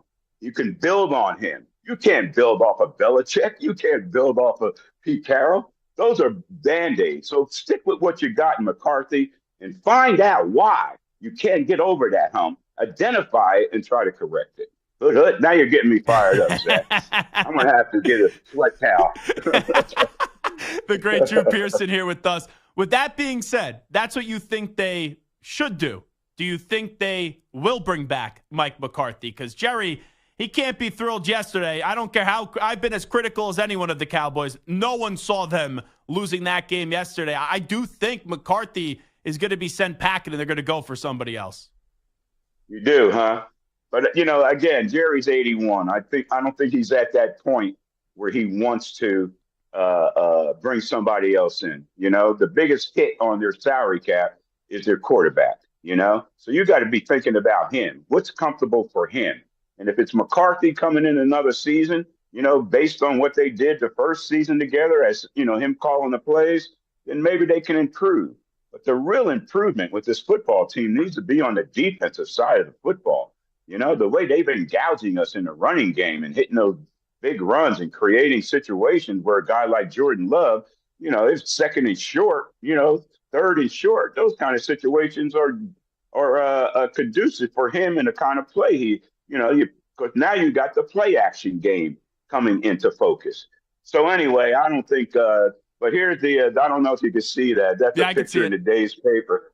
Yeah, those are all the Joneses, Mr. Jones, Steve and Jerry Jr. and the young guy in there. They grooming him already. That's Stephen Jones' son. So anyway, that's the disappointment they're showing. And I see that. I see that on Jerry's face. And I say, no, I don't think he wants to tear it down and start all over. I think he wants to try it again and see if they can correct what they need to do to get over that hump, Zach. You're a part of greatness. You know what it is to be great in this league. I'm glad you brought up the defense because for this entire year when they were playing inferior opponents and they were blowing out these opponents and not allowed a lot of points, people called this Cowboys defense great. It looks like this was just a good Cowboys defense, not a great Cowboys defense, because that shouldn't be lost in yesterday. Man, even with how great Love has been down the stretch, to have him look like that in his first playoff start, man, that is a real indictment on this defense right now headed into next year. Yeah, without a doubt. They say, I'm an offensive guy. They say you win games with offense, but you win championships with defense. And there is no question about that. When we were having success back in the day with the original triplets, me, Dorsett, Roger Staubach, Tony Hill, Billy Joe, we're having 20-some points a game. The reason we had that, a lot of the reason we had that success is because of the doomsday defense in a lot of situations was giving us good field position to work with. We very seldom had to go the length of the field to get what we needed to put on the scoreboard. So defense is, got to be the focus here. Apparently it looks like we need some beef up front, because that's where you start stopping the run, with that beef up front and trying to control the offensive line, and then following that up, with good play with your linebackers. Think about all the tackles we missed just yesterday. Open field, inside the box tackles we were missing, getting blocked at the right time where we stepping up, thinking we're going to make the tackle, and then here they come, knocking us. So you probably anticipate those kind of things. But anyway, we got to improve the defense, and I think that's where the improvement. On offense, I think we need to go get a tough, rough running back that can run up inside, and that will complement Tony Derrick Pollard Henry's available. So. Derrick Henry would be a good option. Hey, I like him. I'll take him. But here's the guy I like. I don't know if he's available, but that James Conner from the Arizona Cardinals, that's a bad dude, man. I would like to see him in our backfield. You hear that, Jerry? Go after James Conner. Bring him to the offense. I think that'll be an improvement to the running game. That would be fun. I know you talked about continuity and how you want to see McCarthy back and Dak Prescott back, but Dak Prescott is a free agent. They can't franchise tag him. So the going rate for quarterbacks is $45-50 million a year. It's tough for me to give all that money to a quarterback when I don't think he's going to win a Super Bowl in the NFL. But then once again, what do the Cowboys do if you don't bring back Dak Prescott at the quarterback position? It's a lot of money to give Dak.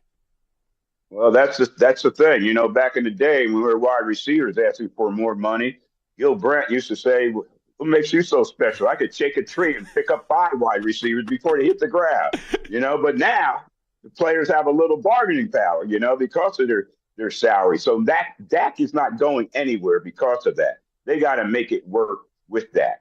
And, Dak is the kind of player, if he needs to adjust his contract, take less or whatever, the quarterback of the Dallas Cowboys, they make a lot of money on the field, but they also make a lot of money off the field. Absolutely. Roger Staubach's salary used to stay down and held our salaries down simply because Roger, the type of guy that he is, he would combine what he was making off the field with what he's making on the field. So when I go ask Gil Brandt for this, he said, you think you should make more than Roger Staubach? And I say, Roger don't make that, But he didn't make that in his Cowboy contract, but because he was doing so many things off the field and creating a life for himself after football off the field, then Roger would take less money. But this is a different situation nowadays. The players have some power, so to speak, because of their contracts and because of the amount of money their contracts represent against each team's salary cap. And so another thing, if you get rid of Dak, where are you going to go? Cooper Rush? Come on, man. I heard that DeVito guy is available, so maybe we'll go. You want to deal with this agent? There, Yeah, bring him on in. We'll put a real hat on him, a cowboy hat on him. Last thing I'll ask you, Drew Pearson, because you're Cowboy royalty. You love this team more than anybody I know. What's your message to the players? What would you say to the players so they finally get this right in Jerry's world? Feel this. Feel this loss. Feel this hurt. Read the articles. Listen to these people talk about you on TV. Tell them how bad you are. And use that as motivation. You know, we're part of the 88 club with CD. And CD didn't have a good game, you know. But what we lend him through our texting group that we have is encouragement, you know. But you got your head down. You're disappointed. But let this hurt motivate you. But a lot of times in the NFL nowadays, when teams lose a big game like that and it hurts them, those same players aren't even on the team the next year because of movement and transition in the league. But that's what I would tell them. Every time I played in 7 NFC championship games, okay? I lost 4 of them. But every time I lost those championship games, it provided the motivation to get me to work out and get back to another championship and try to get over that hump. So use this as motivation. Now, being a pro football player nowadays, again, with the money they make, they shouldn't need that kind of motivation. But this is a different type of motivation. This is the type of motivation you feel in your heart, not in your pocket. Okay? So use that to get better and find out what you need to do, each player individually. You know, Bruno Mars has this song, The Man in the Mirror. Check that song out. Look in the mirror at yourself and make it better and do your job. Absolutely love it. I always love when we get a chance to connect with Drew Pearson, the original 88, the Pro Football Hall of Famer. Drew, nothing but good health to you and your family. Appreciate you doing this. Thanks so much. Anytime, Zach. You the man. See those? There you go. Drew Pearson showing the rings. We'll see if the Cowboys ever get one again. I don't know if that's going to be the case with Dak Prescott and Mike McCarthy as the quarterback and the coach of this team. But a fascinating perspective from Drew Pearson. We'll react to it on the other side. It is the Zach Gelb Show on CBS Sports Radio. Let's get the latest update in with the Act Man, Rich Ackerman.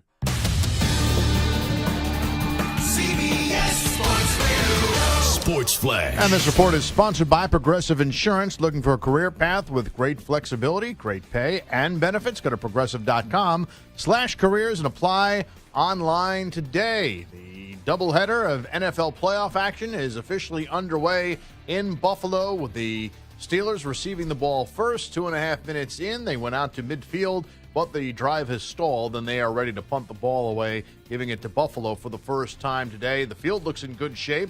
The stands are still covered with snow. Game 2 will be tonight in Tampa Bay, where it's significantly warmer, and the Eagles looking to take 2 from the Buccaneers this year after having won back in Week 3, but they come in with losses in 5 of the last 6. As the final day of Super Wildcard Weekend is underway, USC quarterback Caleb Williams made it official, entering the NFL Draft. In the NBA today, the Pelicans lead the Mavericks in the fourth, 99-92. Knicks in front of the Magic, 66-57 in the third. Pistons and Wizards are even at 83 at the half. It's the Hawks all over the Spurs, 69-34. And Joel Embiid with 41 leading the Sixers over the Rockets, 124-115. I'm Rich Ackerman.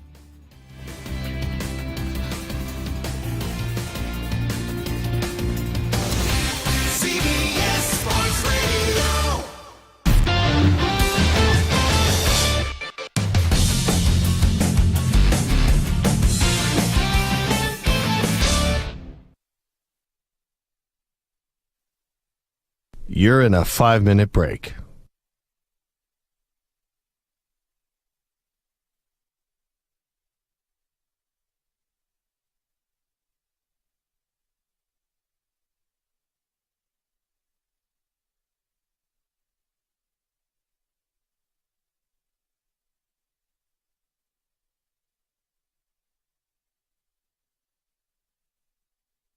Four minutes, 30 seconds remaining.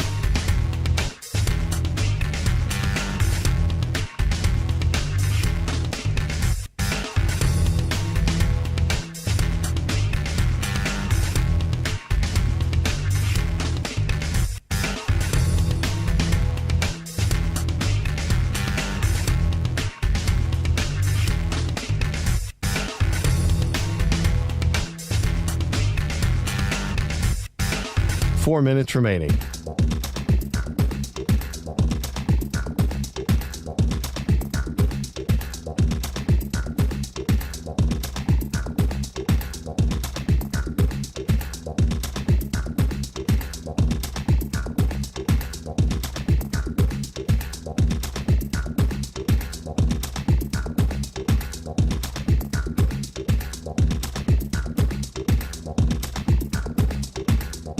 Three minutes, 30 seconds remaining.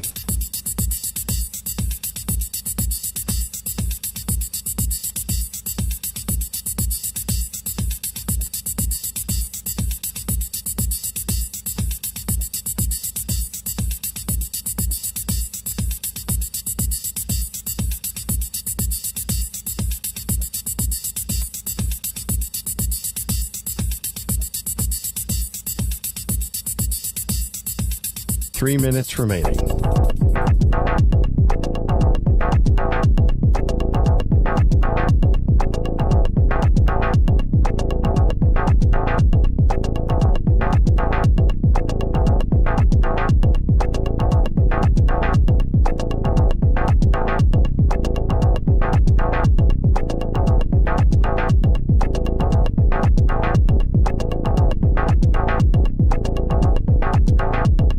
2 minutes, 30 seconds remaining.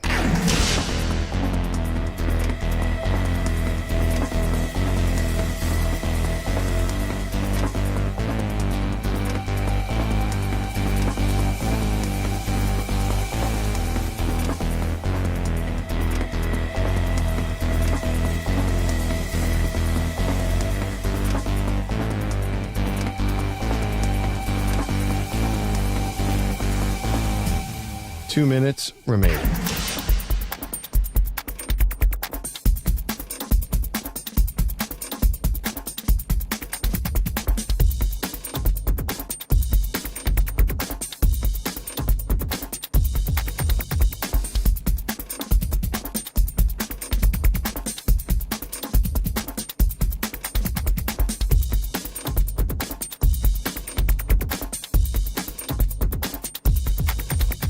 One minute, 30 seconds remaining.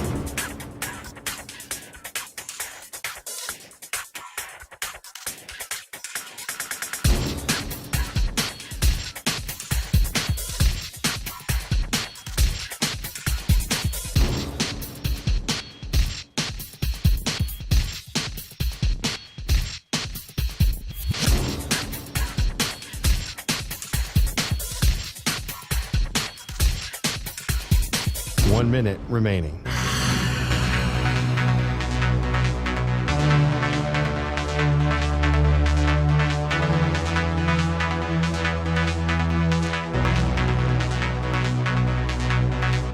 Forty-five seconds remaining.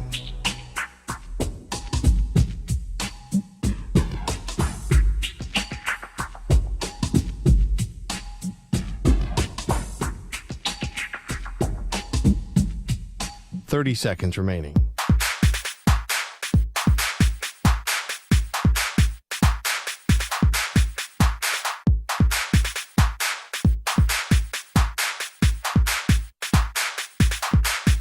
Fifteen seconds.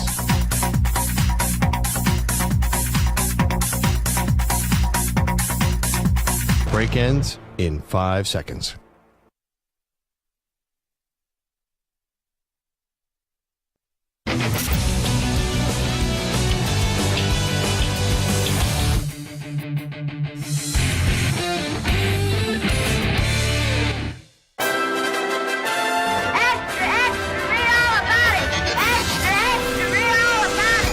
For your daily news brief, we get you caught up on the rumors, reports, and reconnaissance from the day in sports.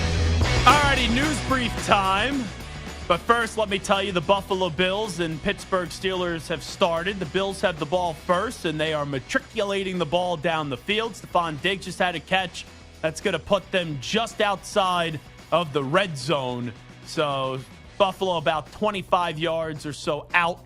Just getting a new set of downs, 1st and 10. They're going to try to get this ball in the end zone right out of the gate. So no score, Bills and Steelers, but Buffalo feeding Stephon Diggs early with that big catch right there to get them a first down and to move the chain. So we'll continue to monitor this game as it does continue. James Cook just got a first down. That's going to move him inside the red zone all the way down to the 12-yard line. And then later tonight, we do have the Philadelphia Eagles going to Tampa Bay to go up against the Tampa Bay Buccaneers. Let's get to Andy Reid. I think this is one of the greatest photos of all time. His mustache was frozen as the Kansas City Chiefs dominated the Miami Dolphins on Saturday night in frigid Kansas City. Andy, I know you were able to make it mind over matter about the weather, but it looked like you had to deal with some icicles in the mustache. Can you just say, bring it? Yeah. I mean, the worst thing that could happen is it falls off, right? So I know with the wind chill, it was negative 30 degrees, they were saying, in Kansas City. Let me just ask you this, Samter, real quickly. What do you think that was frozen on the mustache of one Andy Reid? Because I know, like, I have been outside. I saw videos of beers getting frozen. When I was in Minneapolis for the Super Bowl, I was at a Dicka and Jaws cigar event, Mike Dicka, Ron Jaworski. They do a great job with Rudolph Foods. And I went outside to go smoke a cigar, and I had a Guinness in my hand. And when I went outside in the frigid weather in Minneapolis, the beer froze. But his actual beard was frozen. Like, what was that? I mean, do you really want to know? Yeah. I mean, I know what the answer is, and it's kind of gross. What happens when you're outside and it's really cold out? Your nose is running. And what happens when you have a mustache and you can't tell that it's coming out? Now that I have a big beard, right, when it's cold out, it's coming out. You don't feel it on your lip because you got this beard protecting it. That's what she That said. was all. What? With this beard? What does that even mean? What kind of girls are you dating? It just sounded wrong when you said things are coming out and things like that. So I have a very juvenile mind. I do. Hopefully you're not dating girls with beards. But anyway. Yeah, but that's what that was. Yeah, so a lot of snot. Yeah. Ugh. Yeah. And he's got a big, thick mustache that he's had for years. He doesn't feel anything on that upper lip anymore. No. And you can literally throw a football at his face, you wouldn't even feel it. You are right, because, like, even when I walked 2 hours yesterday in the city, I was, like, just outside the Times Square area. I was meeting my family for lunch, and then I walked from there all the way back to my apartment, which is in the financial district. I had 2 hours to kill before the game, so I was like, I'll get some steps in when I'm just going to sit on my couch all day, stuff my face with sweet potato chips, cheese, and wings. So I got that walk in. It wasn't even freezing yesterday, and I even felt the snot, like, running out of my nose, down my face when you were walking in the city. So that's just wonderful. Andy Reid with a snot mustache for all of us to see. What a glorious photo, though. Let's go to Patrick Mahomes. So his helmet broke during the game, and he was incensed when they took him out and they gave him a new helmet, and since it wasn't worn in, it was cold and all that, since it was sitting on the sideline. This is Patrick Mahomes on a viral broken helmet. Yeah, I didn't know what happened in the moment, but I got in the huddle and everybody was telling me, and I was like, I got y'all, but I'm not coming out the game. So we could figure it out on the sideline. So I was hoping we scored. Obviously, we didn't end up getting in the end zone, but yeah, it was a first for me.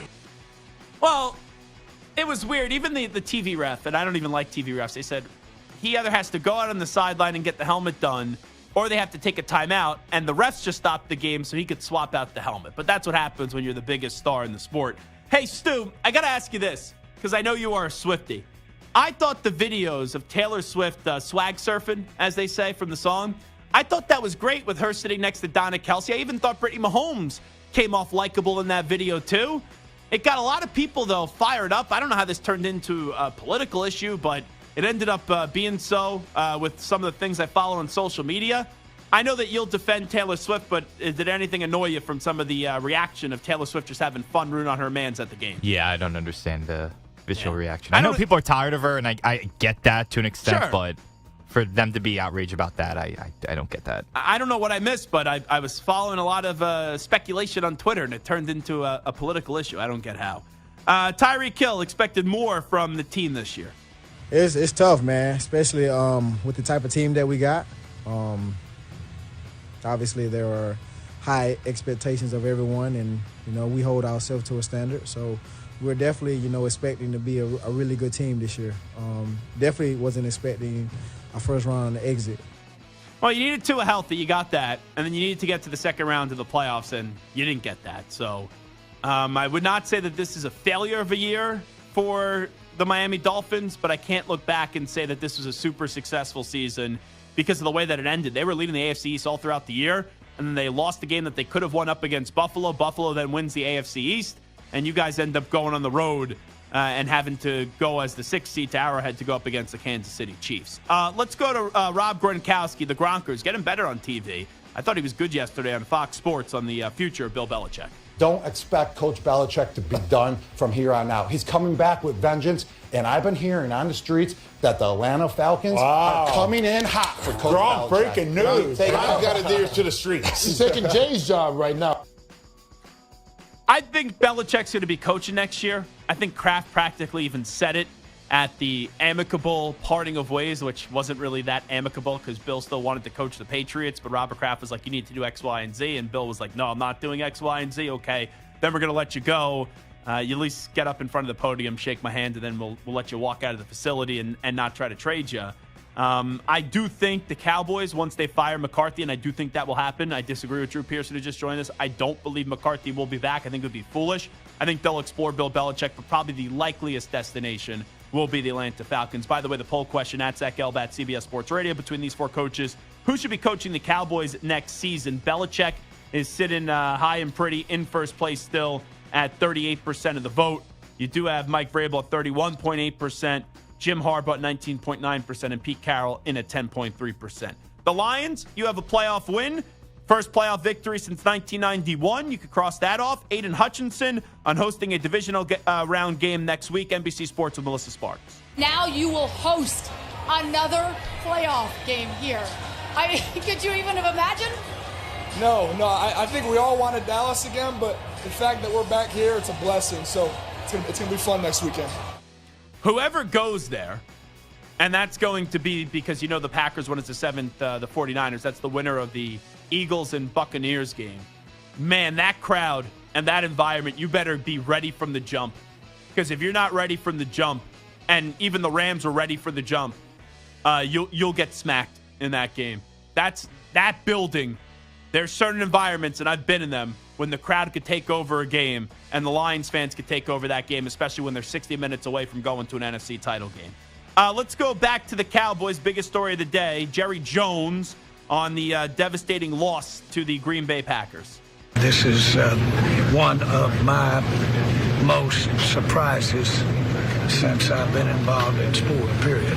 Can't reach back and look at a playoff loss, but this seems like the most painful because we all had such great expectation and we had hope for this team. Even if you thought the Cowboys were fraudulent like I did, no one thought they were losing yesterday. That's what makes this one stunning. And Jerry Jones just got basically hit by a bus, and he just had no clue what happened to him. And that's how all Cowboys fans should feel today. Here is Mike McCarthy on the blowout loss to the Green Bay Packers. Number one, we're very disappointed to a man.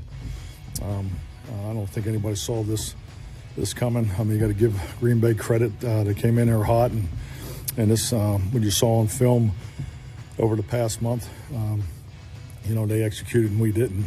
So we didn't get it done in any of the phases. And then finally, here's Dak Prescott on the future of Mike McCarthy, with a lot of people expecting him to get fired. I've had the season that I've had because of him. This team has had the success that they've had because of him. And I understand it's about winning the Super Bowl, and that's the standard of the league and damn sure the standard of this place. So I get it, but add me to the list in that case. It's a respectable answer by Dak Prescott, and maybe Dak's voice will carry a lot of weight here. But I would be surprised, at least by the end of the week, and I think it would probably come tomorrow or Wednesday, if we don't get an announcement from Jerry Jones just saying it was time to move on. We think Mike is a good head football coach, but we think we need something else to get us over the top because we had a team that we thought was ready this year, even though I didn't think that. And to get just annihilated and destroyed in the first round of the playoffs by a 7 seed is something that does have ramifications. All righty, Zach Gelb Show, CBS Sports Radio. I think it was Dawson Knox who got the first touchdown for the Buffalo Bills. They're up 7-0 against the Steelers. Steelers have the ball 1st and 10 at their own 25-yard line with 7:02 to go. We're hoping Buffalo wins this game. I personally am. I want to see Buffalo go up against Kansas City. That would be Sunday, the last game of divisional round weekend next Sunday.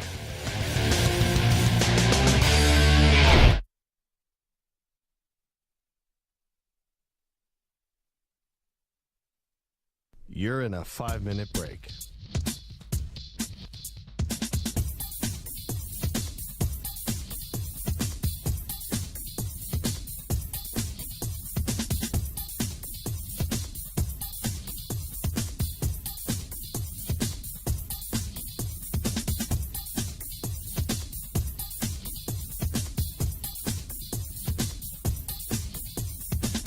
Four minutes, 30 seconds remaining.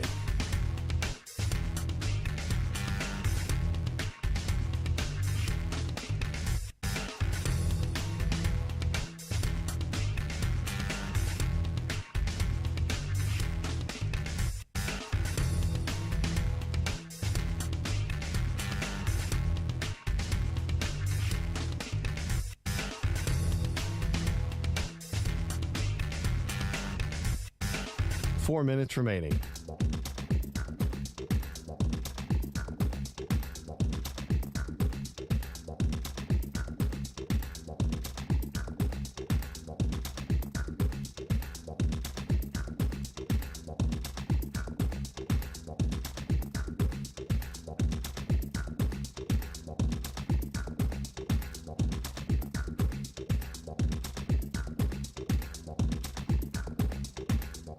3 minutes, 30 seconds remaining.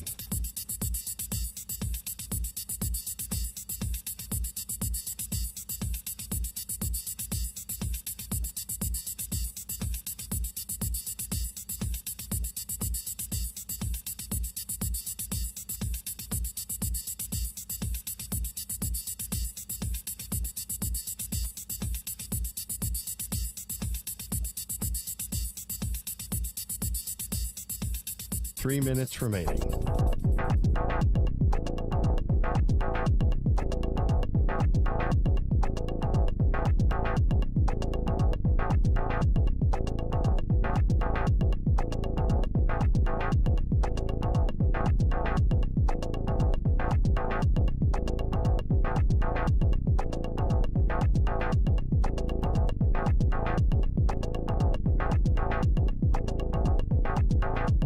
Two minutes, 30 seconds remaining.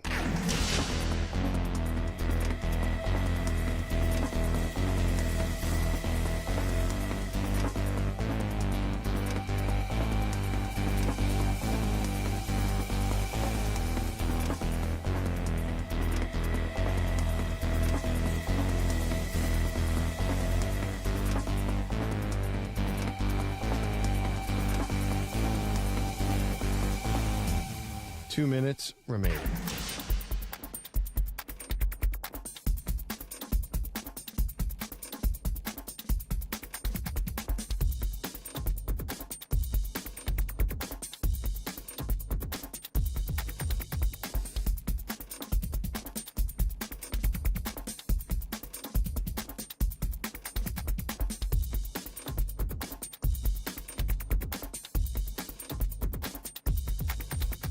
One minute, 30 seconds remaining.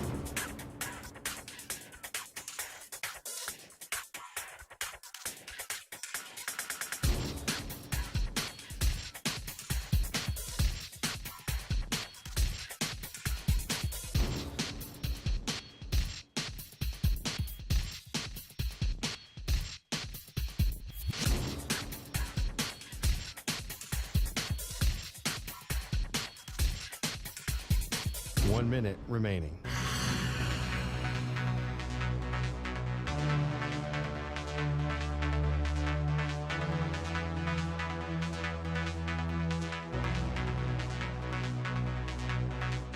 .45 seconds remaining.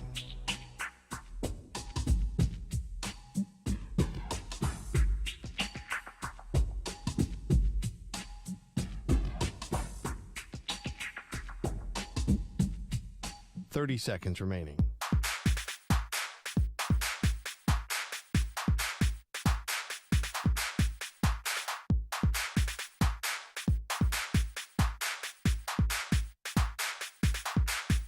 .15 seconds.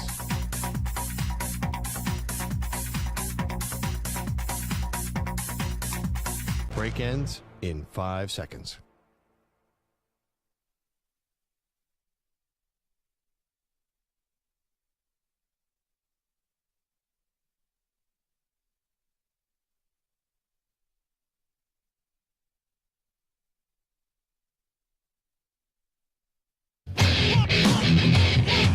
He's live. He's nationwide on CBS Sports Radio. This is the Zach Gelb Show.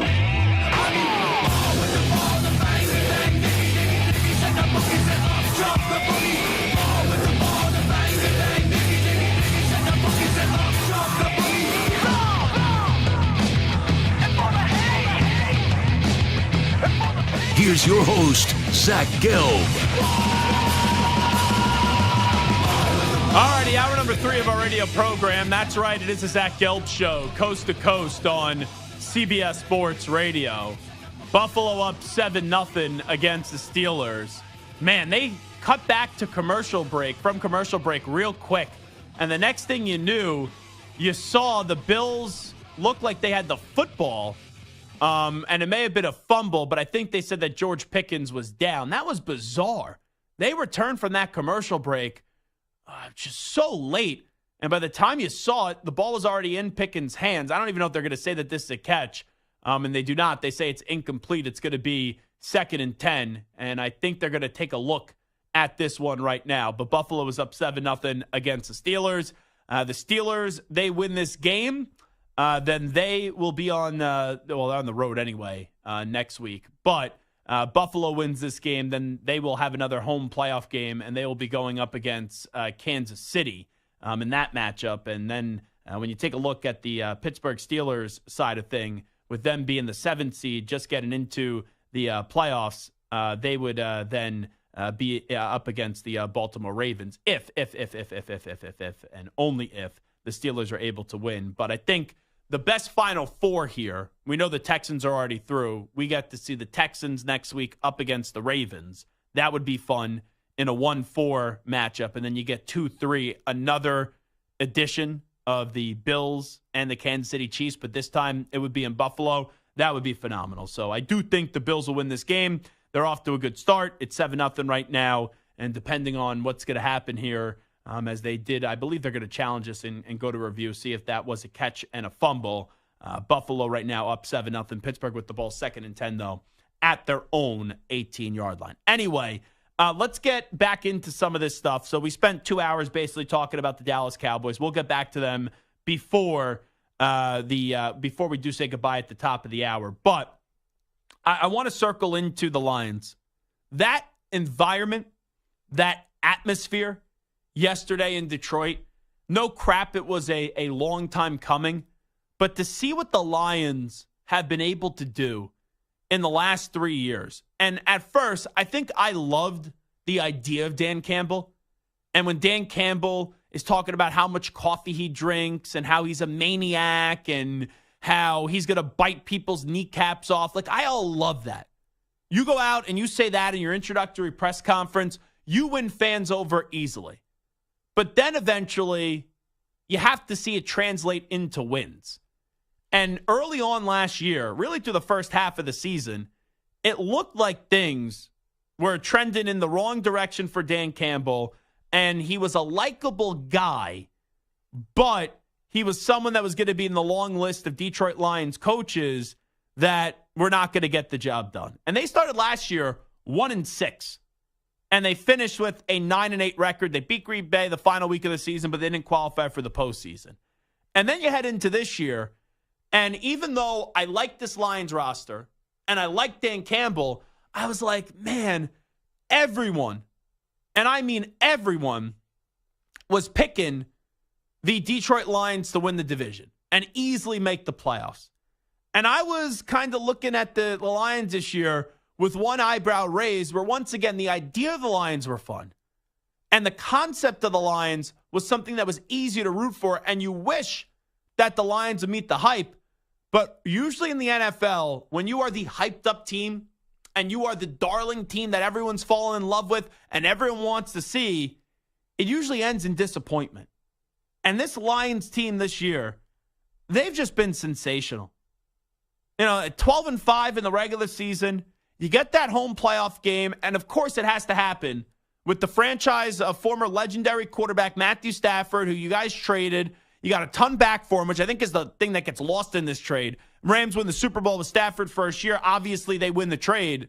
But what the Detroit Lions were able to get back, as the Bills just scored a touchdown, it's Dalton Kincaid. So they're up 13-0. They reversed the play, and they said that it was a fumble. And then the next play, Josh Allen throws the ball to Dalton Kincaid to put him up 13-0. But to then see the Detroit Lions still benefit from that trade. It's rare in sports where it's a win-win trade. That trade ended up being win-win for the Lions and the Rams. And to have Stafford walk back into that building and get him banged up, but making big throw after big throw, Puka Nacua playing a great game. I know the second half, there weren't fireworks on the scoreboard. I think there was a combined 9 total points in the second half. But to see where that heavyweight fight started, and how they were going back and forth, haymaker after haymaker, touchdown after touchdown, and then it be a long second half where Lions fans are like, wow, we just don't want this to end. We know the Cowboys already lost, right, because they were the game before them, and you know that if you win this game, you get a home playoff game next week up against either Philadelphia or Tampa Bay, and you get this environment again. part of it was, yes, go Lions, Lions, Lions, Lions. But then when it kept on going back and forth and it was a stalemate in the second half, it's like, how are the Lions going to be able to choke this game away and lose this game? And really, in order to win a game like that and to have a win like that, to break this streak of not having a playoff victory since 1991, which was the longest drought in the sport, you need to be taken to like the heights of glory where you think you're going to win the game, and then you got to get dragged to like the brinks of being on the edge of misery, which there were times at that during the game you're like, oh, the Rams are going to win this game. And then boom, to find a way, 2nd and 9, where everyone thinks you're going to run the football, and Dan Campbell ended up being as aggressive could be, and Ben Johnson too. That's an admirable job by the Lions. And really, in that moment where they say, bleep it, we're going to throw it, when I think 31 out of the other 32 teams in the league would have elected to run the football and waste the clock and make the Rams burn their last time out, it does personify what Dan Campbell is all about. And that's why 2 weeks ago, I know a lot of people got on Dan Campbell for his aggressiveness when they had the right 2-point conversion play. Then Brad Allen couldn't report which lineman was eligible correctly. And then when it got pushed back to 7, people are slamming Dan Campbell to go for 2. And I didn't get that. I know you're 7 yards away, but I'm okay going for the win there, especially in a pass-heavy league. 7 yards is not a lot. And they even got Micah Parsons to jump off. And then what? When you get back to the 2, you're not going to go for it there? So Campbell coaches one way. And sometimes aggressiveness gets praised too much, and it's stupidity. I didn't think that was a stupid spot 2 weeks ago by Dan Campbell. And what made yesterday so intelligent was no one saw it coming. No one did. The Rams never thought in a million years, and that's coming from an aggressive coach in McVay. The Rams never thought in a million years that the Lions were going to throw the ball in that spot. So in one breath, it's praising Dan Campbell and his team for being aggressive. But in the other breath, you got to give it up to Jared Goff. This is a dude that got to a Super Bowl. He didn't get praised when he got to the Super Bowl because everyone was so infatuated with how they got there because the Saints got screwed with the penalty that wasn't called. Breeze had the ball to start that overtime, and he threw a pick, and then they had the long kick that won it for the Rams. But Goff was a quarterback on a team that got to the Super Bowl. But in the biggest moment, he scored a measly 3 points. And they lost to the Patriots 13-3. Thank you very much for that championship. But after that, McVay thought to himself, I can't win a Super Bowl with Goff. And we have a roster that's close to winning a Super Bowl and been close to winning a Super Bowl. So they made the right move in trading for Stafford. But to then see that move still be a positive for both teams. And I remember the day that deal happened. I said, the Rams basically made 2 deals in one. One was a first-round pick for giving them Stafford, right? That's what the Lions did. They got a first-round pick back for giving them Stafford. And the other was, we'll take another first-round pick back, but that's because you want us to take on the contract of whatever was remaining from Jared Goff. And I think if the Lions were honest with you, even having those LA connections, they never thought Jared Goff would be on this team this long. They still haven't even rewarded him with a new contract. But that team respects him. I know he hasn't always been perfect, but unless you are a fan of the Rams, it is impossible to watch that game yesterday when he delivers that big throw on 2nd and 9 when no one saw it coming and not just feel sensational for Jared Goff. It's, I know he's a first overall pick. I know he's made countless amount of money. I don't know if this video's new, but I saw some video of his wife. Hello, like this guy lives the perfect life. He really does. But that moment meant so much to him yesterday because that's a team that gave up on you. And I'm not saying the Rams are wrong to give up on him, but he continues to exceed expectations. And I don't know how you get rid of a guy like that. I don't. I bet you, I know they drafted Hendon Hooker. It was in the 3rd round, 4th round, whatever it was. Doesn't matter. Jared Goff's going to get a new contract. And what Jared Goff is doing right now, it's fun to watch. And also, I saw a clip. It was from training camp. I think it was 2 years ago, where Dan Campbell apologized to his players because he was making them go, like 150% in training camp, and he was doing pads. And Dan Campbell said, and maybe we'll pull you this audio for tomorrow. But Dan Campbell said something. I got to find it. He said something to his players. He goes, I know you guys think I'm crazy. I know you guys think I'm insane, but I know what it takes. And I know we need to hit this way. He goes, I never want to put anyone in harm's way. But the only way to improve tackling is to do it. And you got to learn. And he's saying that with this team. And he's on the verge of tears. Because he knows, in probably a lot of other places, they're not hitting this hard in training camp. And with the way the CBA is designed, they're not allowed to anymore. But you just saw how defiant Campbell was. He's like, I know people think I'm crazy. But it takes like a certain crazy person and someone that sees things differently to change a franchise and an organization that's just synonymous with being a bunch of losers. And those players will do anything for their coach. Those players will do anything for Jared Goff. And Dan Campbell is like the perfect fit of what a coach needs to be in 2024. He's a player's coach, but he's not a doormat. And he's a football psycho, which is good. You know, I said that once to Dan Lanning when he joined us. I said, when you get on the football field, like you're in your sanctuary, you look like football overtakes you. Like you're a football psycho, and I mean that in the most complimentary way possible. But that's what Dan Campbell is. And this guy in this video said, I don't want us to get to week 8 or week 9 where we start to hit stride and it's like, oh, now we get all our tackling reps in. And how many times now do we see sloppy football, not only through the first month of the season, but the first 2 months of the season?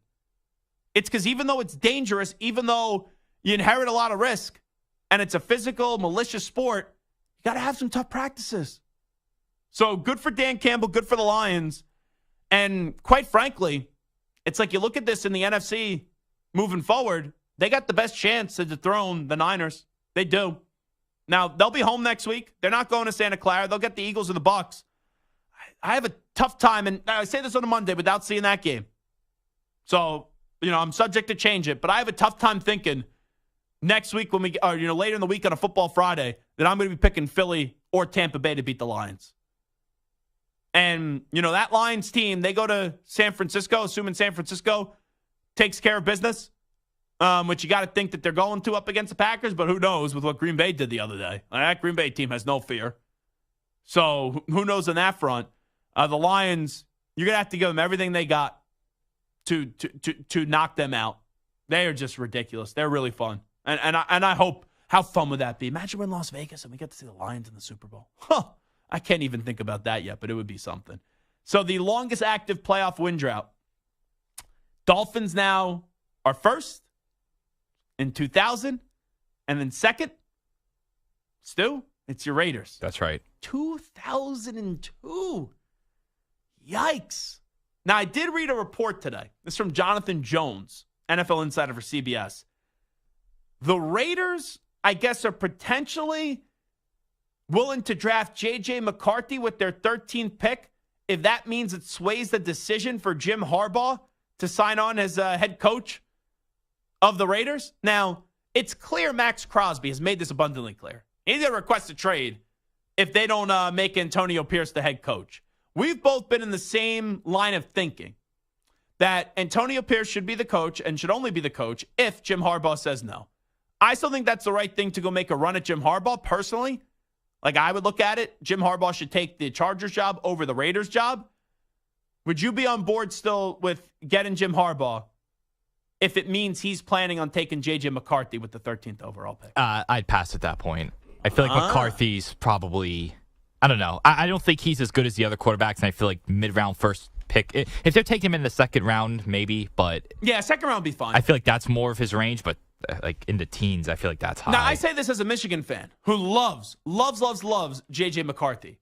I think J.J. McCarthy is a rock star college quarterback. I don't look at him as a pro quarterback. Now, maybe we haven't seen the best of J.J. McCarthy yet, and let's also be real. No one has a damn clue how to evaluate quarterbacks. Every year we hear, oh, this person's supposed to be generational. This person's going to stink. Then whoever the guy is that's supposed to stink, he ends up being a star, and the generational guy turns out to be some bum. So who knows? But, like, I like Jonathan. John's a good reporter. And I know Harbaugh's a different dude, and he's very loyal to his guys. Like, because that's really what's coming up. You make me the coach. I need assurance that if I want to draft my guy McCarthy at 13, you'll let me. I don't know. It just seems a little fugazi to me. Raiders also don't have a GM yet, so. Well, you bring in Harbaugh. I think that. Yeah. You are hiring the coach, and then if he's not the GM, you're bringing in someone that he is going to give the thumbs up to. Yeah. And hey, sometimes you hire the coach first and then the GM. Look, that's what the Patriots are now doing. They hired Gerard Mayo, and there's a report that they may not even hire a general manager until after the draft. That makes no sense to me. You have the 3rd overall pick in the draft. You better be hiring a damn GM. And I don't think Gerard Mayo should be the GM of this football team, practically, the de facto GM until the draft. But then on the other way, you see the Commanders did the normal process where they hired the GM first, and now the GM is going to pick the next head coach. So who knows what's going to happen on that front. But congratulations to the Lions, and you get another home playoff game next week. And the Detroit Lions continue to roar on. And just imagine the Packers beat the 49ers. Could you imagine that? 2 things. Love would do something that Aaron Rodgers could barely do, and that was beat the 49ers in a big game. And then that would also mean an NFC title game of the Lions and the Packers. Lions and the Packers. Just that. NFC North rivalry. But it would be at Ford Field in Detroit. You thought the scene yesterday was nuts with the who's of Lions fans popping out of the woodworks there. I thought it was awesome when they brought in the 89-year-old fan who was not famous, but just an 89-year-old fan. How they brought him in was so cool, and they were giving the hype on TV. But imagine that atmosphere for an NFC championship game. Now, I think the Niners are going to get to the NFC title game, so that would negate the point of the thought of the Lions getting to the NFC championship game and having a home NFC championship game, and Lions and 49ers would be a heck of a matchup. But just imagine for a second, Lions-Packers NFC title game. That would be glorious. Where's my faith in the Kansas City Chiefs after their playoff win up against the Dolphins? We'll discuss when we return. It is the Zach Gelb Show right here, CBS Sports Radio. You're in a 5-minute break.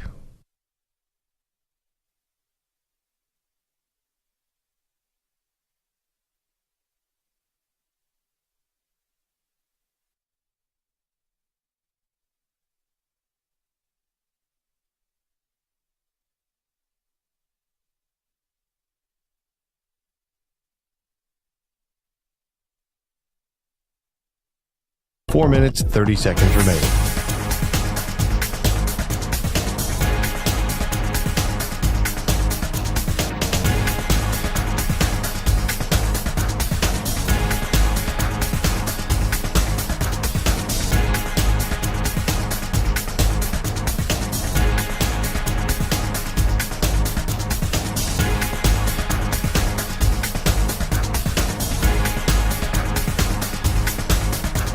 Four minutes remaining.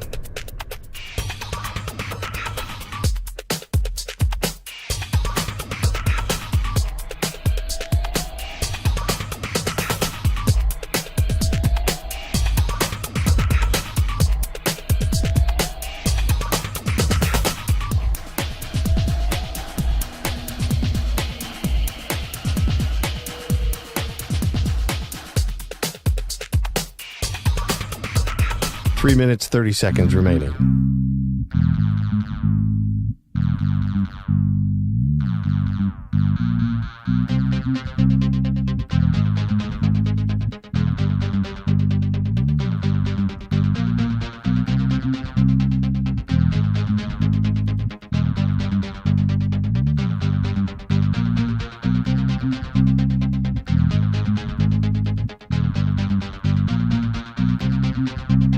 Three minutes remaining.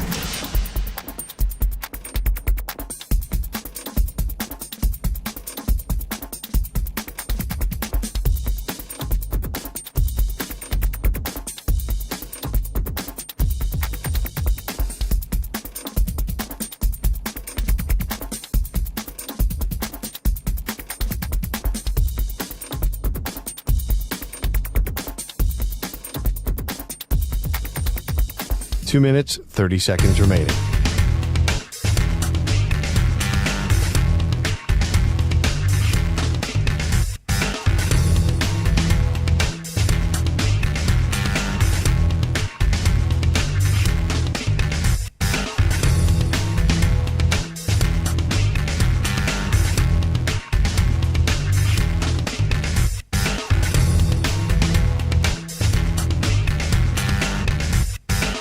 2 minutes remaining.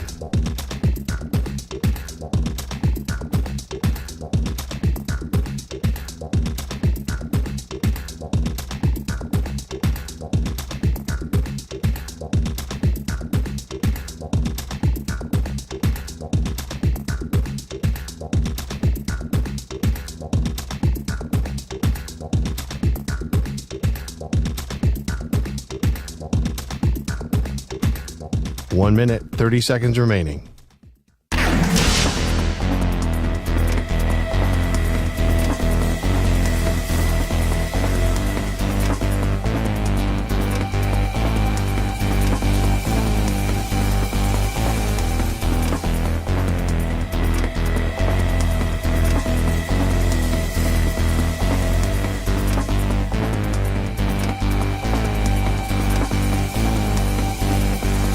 One minute remaining.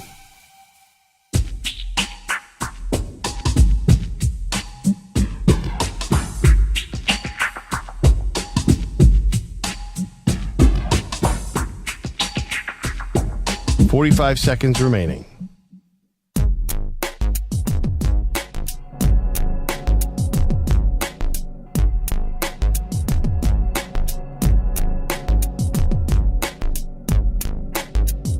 $30 seconds remaining.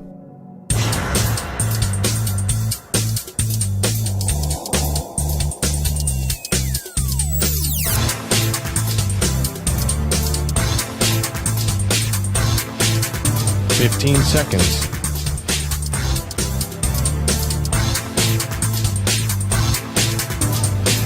Break ends in 5 seconds.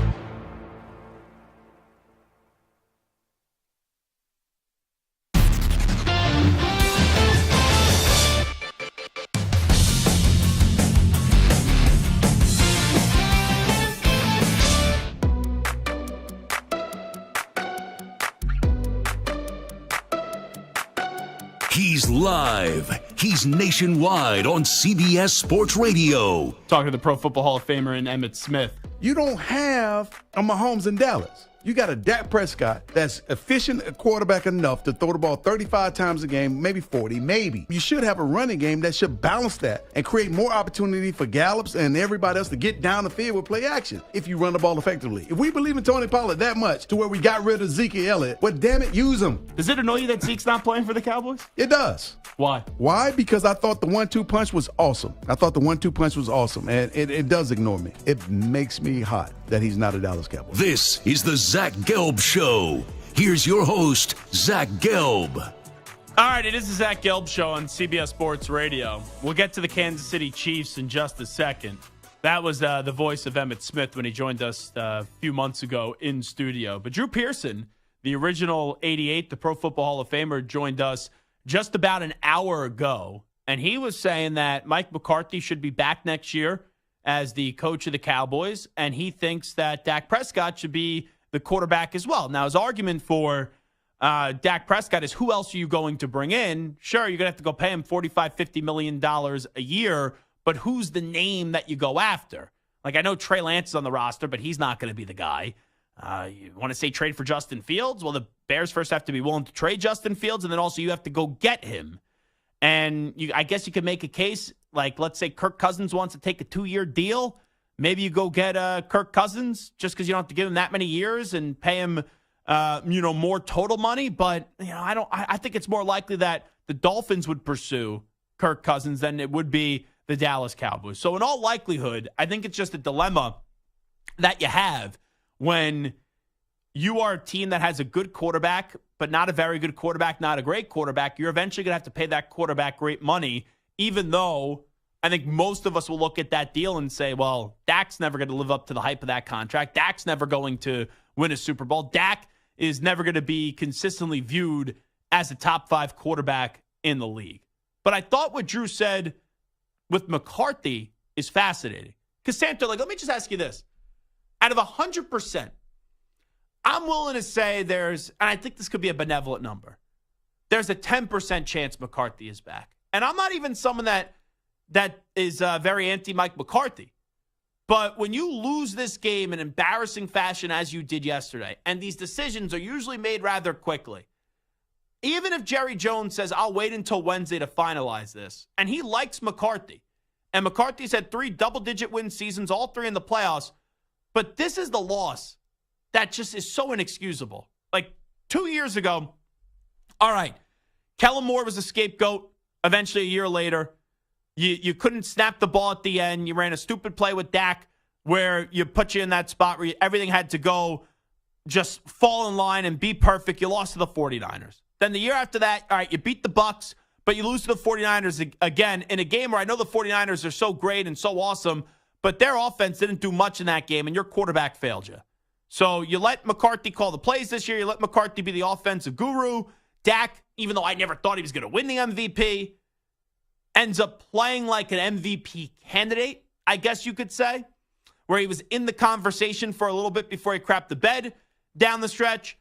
And then this team goes up against the Packers where no one, and I'm not saying this, as hyperbole. I didn't hear a soul last week pick the Green Bay Packers to win this game. And everyone had the feeling going into the playoffs, or most of us did, all right, the most the Cowboys could go was to an NFC title game. That's the farthest they could go. But to get eliminated in the first round by essentially a rookie quarterback, I know he's been in the league for a few years, but this is the first true year as a starter, and your team wasn't ready for the jump, I don't see how this coach is going to come back. And I know that Jerry is patient. He was patient until the end with Jason Garrett. It took him for years. People thought he should have got fired 2-3 years before he actually did. But I would be stunned. And that number may be high on my end, 10% that he's back. But I think it's at least a 90% chance that McCarthy's going to get fired. I think your number's way too low. Way too low. I think that the odds of him coming back, 40%. Right? I think that it's very easy to be very emotional today, especially as a Cowboy fan, and just say McCarthy's got to go. Wait, you think my number of 10% him come back is too low? It's too low. So I think like 40 to 50%. Okay. I think it's a 50-50, maybe 40-60. I mean, you forget, how many times did we say Jason Garrett has to go? Yeah. And Jerry kept him. Jerry's a loyal guy. He's loyal to people who he trusts. And also all 81. throughout the year, he continually said that McCarthy's not the reason for any of our issues. He's been the reason for our success. I think Jerry Jones has faith in McCarthy.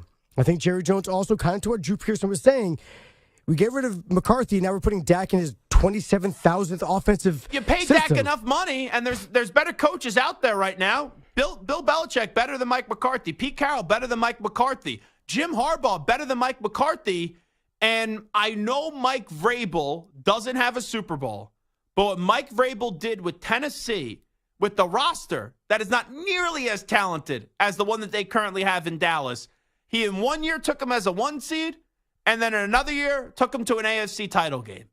Like, I think those 4 options would be good options for the Cowboys. I'm not saying that there are not better options out there than Mike McCarthy.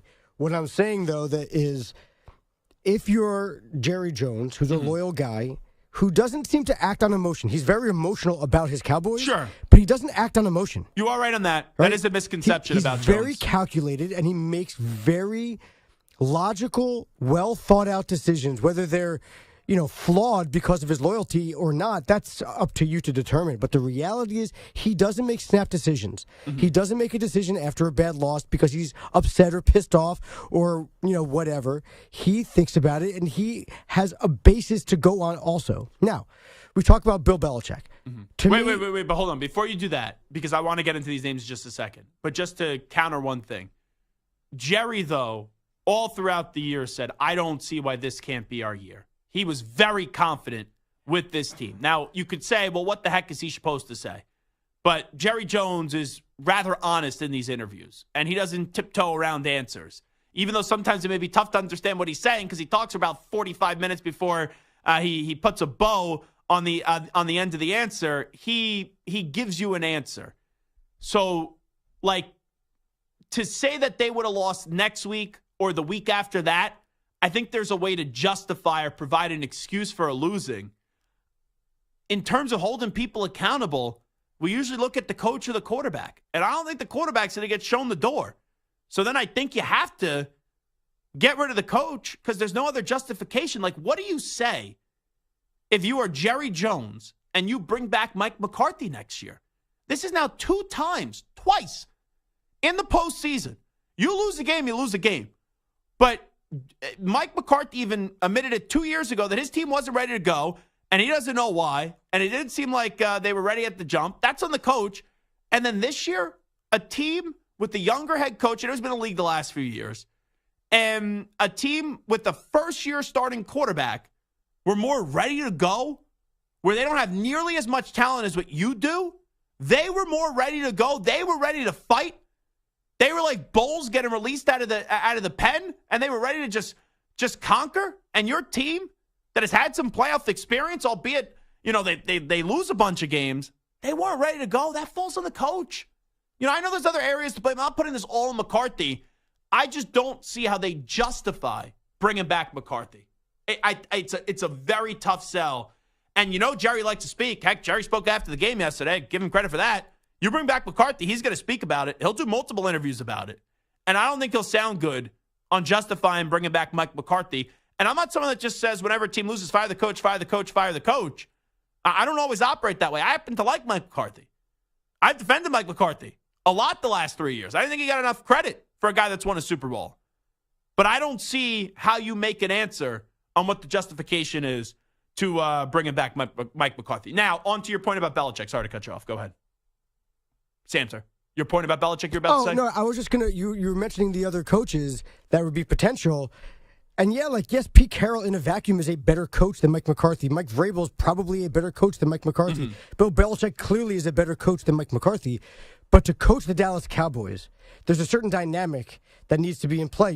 There's a Jerry Jones factor and there's the America's team factor. Bill Belichick is not going to coach the Cowboys because he's not going to want to deal with all the drama that comes with being the Cowboys coach and having that star on your jacket or your helmet or whatever. Yeah, but Bill he's loves not going to deal with Jerry Jones. Like, it might be the best opportunity for him. I think he's waiting for the Eagles. I think the Falcons might work better for him. I think the Raiders would be better for him.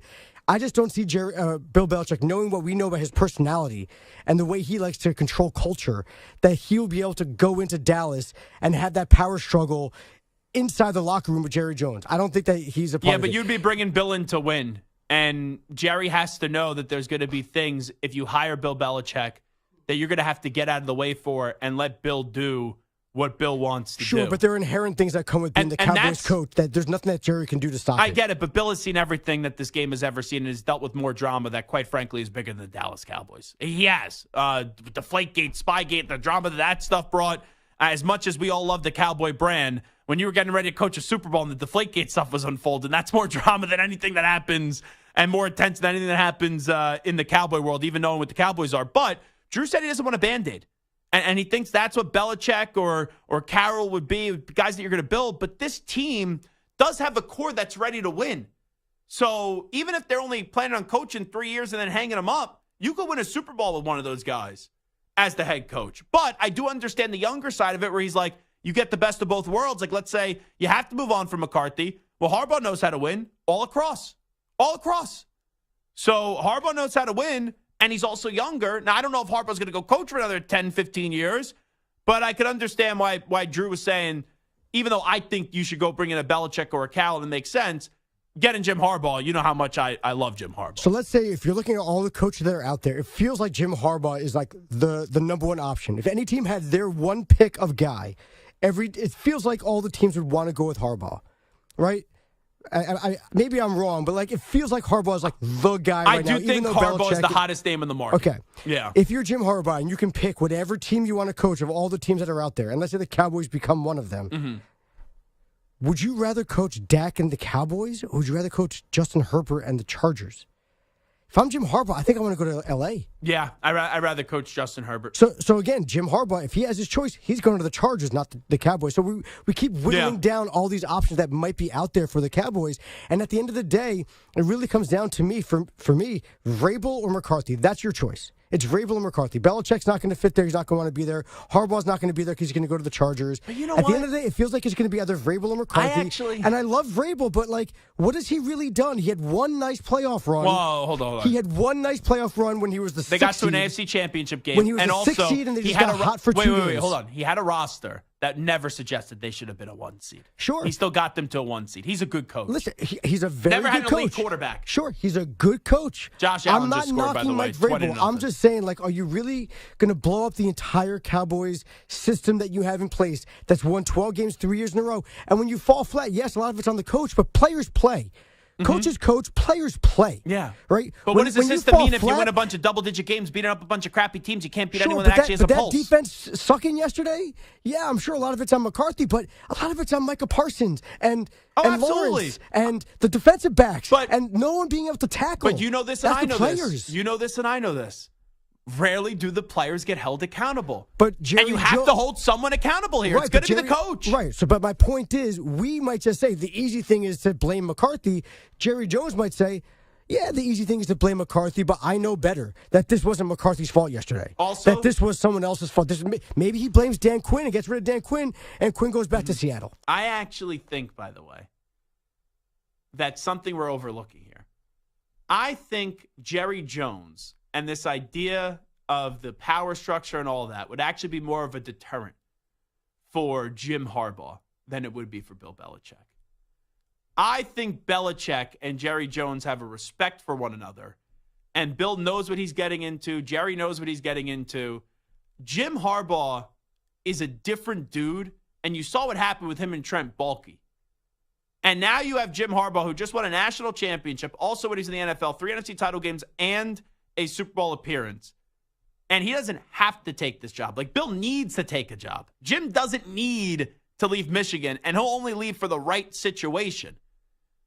I think that power dynamic, Jones against Harbaugh, and that would cause more contention than it would be Bill Belichick and Jerry Jones. I agree, actually. I do agree with that. So that's just something that I think we shouldn't overlook here when everyone's saying, Bill this, Bill that, Bill this, Jerry Jones that.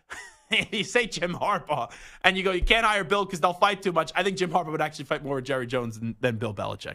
All righty, Zach Gelb Show, CBS Sports Radio. Take a timeout. Update time first. Here's the Ackman, Rich Ackerman.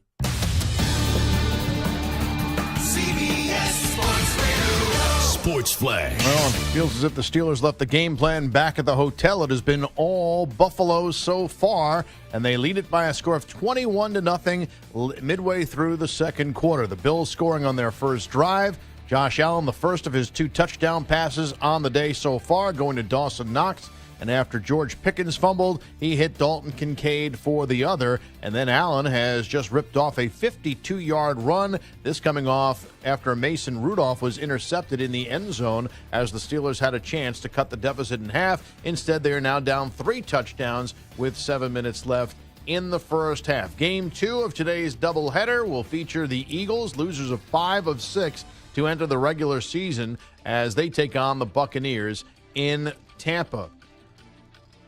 Caleb Williams, the projected number 1 pick in the NFL draft, has decided to declare his intentions leaving USC after his junior year. In the NBA today, these are finals. It was the Sixers over the Rockets, 124-115, behind 41 from Joel Embiid. Kyrie Irving with 42. The Mavericks down the Pelicans, 125-120. The Magic topped the Knicks, 98-94. And the Pistons winners in Washington, 129-117. I'm Rich Ackerman. CBS Sports Radio.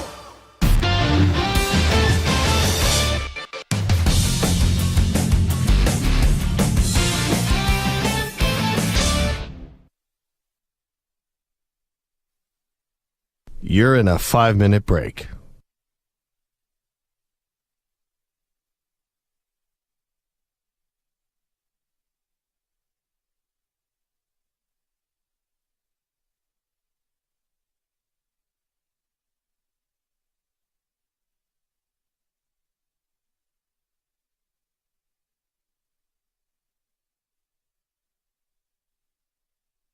Four minutes, 30 seconds remaining.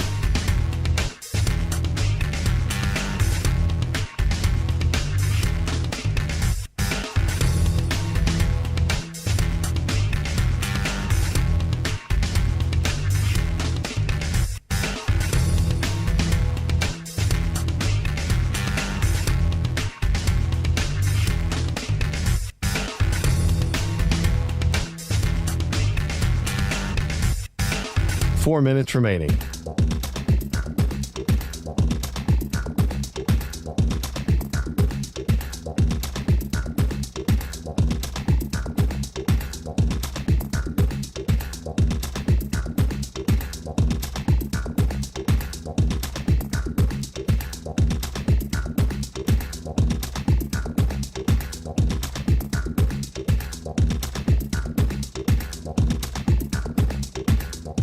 3 minutes, 30 seconds remaining.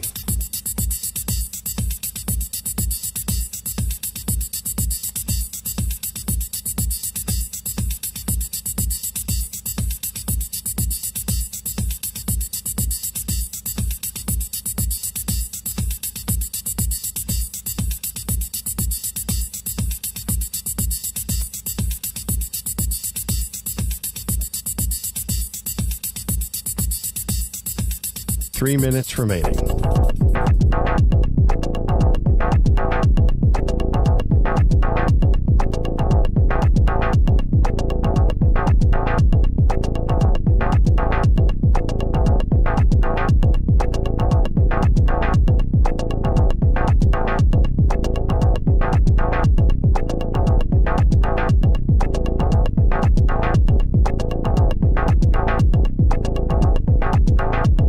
Two minutes, 30 seconds remaining.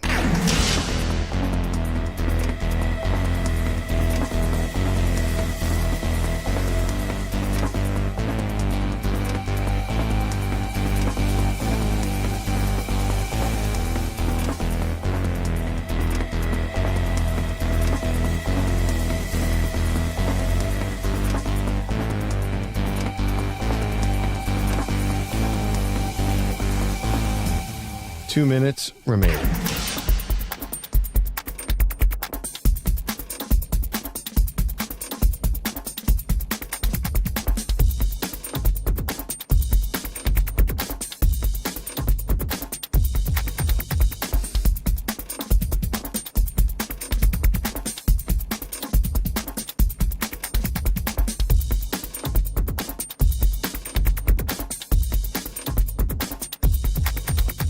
1 minute, 30 seconds remaining.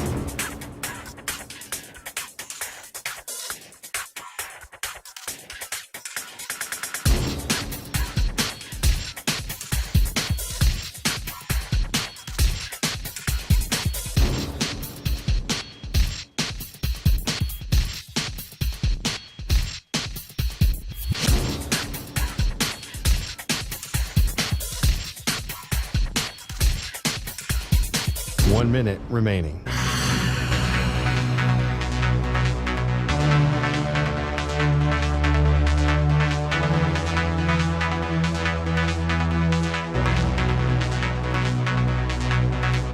Forty-five seconds remaining.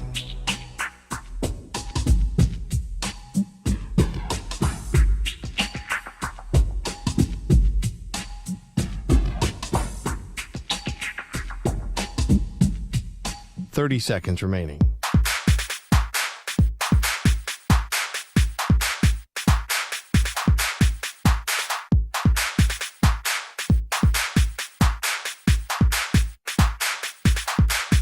Fifteen seconds.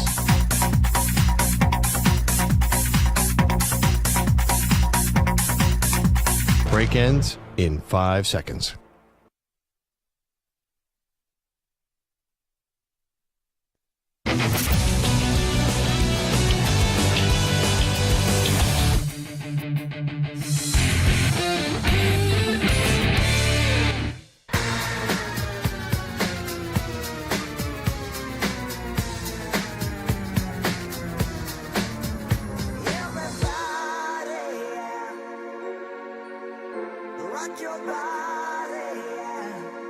Hey, this is Howie. And this is Nick from the Backstreet Boys. And you're listening to the Zach Gelb Show on CBS Sports Radio. And guess what? Zach is back. All right. He's live. He's nationwide on CBS Sports Radio. This is the Zach Gelb Show. The route is on in Buffalo. 21-0. Under 6 minutes to go in the first half. Bills have the ball back as they'll try to put up one more final score before the first 30 minutes of football are done. The last touchdown by Josh Allen was a heck of a play by Josh Allen. So Dawson Knox got a touchdown right out of the gate. Then there was a turnover, went the Bills' way after review. Kincaid, the next play, gets a 29-yard touchdown catch from Josh Allen. Bills are up 14-0. But Josh Allen just had a 52-yard rushing touchdown, and it looked like he was about to slide, and I think it was on a 3rd and 8. And he looked like he was about to slide. because there was like an open area which was giving him room to slide, and he faked the slide like slowing down and then just accelerated and went right through the Steelers' defense for the touchdown. So Buffalo up 21-0. Nothing against the Steelers. We knew the highlight of their season would be just simply making the playoffs. I don't think anyone thought they had a shot in this game, especially, I know Mason Rudolph has played well down the stretch, but who's expecting Mason Rudolph to outduel Josh Allen in a playoff game when also you don't have TJ Watt? But I will say, I saw this over the weekend, and I wonder where it's at now. I made a future bet right after the Kansas City game, going into the Dallas game for the Bills to win the AFC. It was at plus 1,000. I put $50 down, and it would win $550.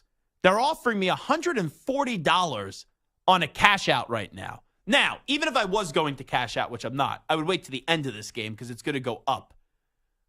And then next week, they do play your Chiefs, Santa, assuming the Bills hold on here. And I don't know if I'm definitely going to go to that game, but I'm thinking about going to Buffalo. Maybe I'll drive up early Sunday morning from the city. It's about 6 hours. Game starts at 6:30. I'm thinking about going to that game next weekend. Bills and Chiefs could be definitely going to be a fun one. As you have the Bills off and running here. They're already down to the Steelers' 32-yard line with 3:52 to go. But how about your Chiefs? I know you're like kind of a Chiefs fan. You grew up rooting for the Jets, then you gave up on the Jets, and then you jumped on the Chiefs bandwagon. But I'll let you speak for a moment or two about your Kansas City Chiefs after I was thinking they were going to lose to the Miami Dolphins. Where's your confidence at with Kansas City? It's exactly where it was 5 weeks ago, 4 weeks ago, 3 weeks ago. I told you all along, sleep on the Chiefs all you want. Just keep sleeping on my boys. They're the defending champions for a reason. They, just like the Cowboys are the drama Dallas choking Cowboys who fall flat in the playoffs every year and Tua can't win big games, there are teams that come up and win big games every time. No matter how bad they're playing, the Yankees in the 90s were like this too, right? Just when you counted the Yankees out, maybe they missed the playoffs, maybe they're going to go down to this team looks better, this team is... No. When you're a great team with a championship caliber and championship DNA, championship coaching, you're a tough out. And a great quarterback like Patrick Mahomes, things just always turn around when they need to. Let's just be real, though. Bills, they can beat the pants off of Mason Rudolph all they Bills want. are going to beat you this year, though. Yeah, the Chiefs are going to crush them next week. Okay. Well, not crush. 9 points. Let's say fraud. 9 points. Let's go 9. Okay. Right? I would, 27. No, not 27. 28, I don't 9, need a score whatever, something like prediction that. from you right now. Here's the thing. 30-21. There you I go, served 30-21. the appetizers a little prematurely last week, predicting that the Chiefs were going to lose. The main course is coming, baby. And you're going to be fed like a fat pig after this one. You've said that every Bills single are going to beat week. the Chiefs. No, I haven't. You've said it every week. Oh, the Chiefs are done. The Chiefs are... You know what? Rasheed Rice playing well. Just I'll like give him credit. Hickey and J.J. McCarthy, it's like boy who cried wolf. Oh, what you're saying with Hickey just always crapping on J.J. McCarthy? Yeah. Well, It's like the boy who cried wolf, right?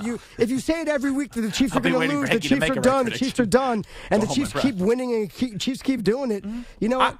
We'll see what happens next week. I've never said the Chiefs are done in terms of building a dynasty. I just don't think the Chiefs are going to win the Super Bowl this year. Ooh, Josh Allen was almost picked off. That's going to bring up 4th down here with 2:23 to go. It's time to answer Ask the Pros question of the day, brought to you by O'Reilly Auto Parts. CJ in Philly says, Zach, if the Eagles lose tonight to Tampa Bay, do you think that's it for Sirianni? You could submit a question by tweeting at CBS Sports Radio or at Zach Gelb using the hashtag Ask the Pros. Think O'Reilly Auto Parts for all your car care needs. Get guaranteed low prices and excellent customer service from the professional parts people at O'Reilly Auto Parts. I think I'll answer this 2 ways. What should happen and what will happen. Eagles lose tonight. I think they should fire Nick Sirianni. You start the year 10-1 after going to the Super Bowl, and you have 1 win down the stretch with this team having too much talent, only have 1 win down the stretch. That would be embarrassing. It really would be.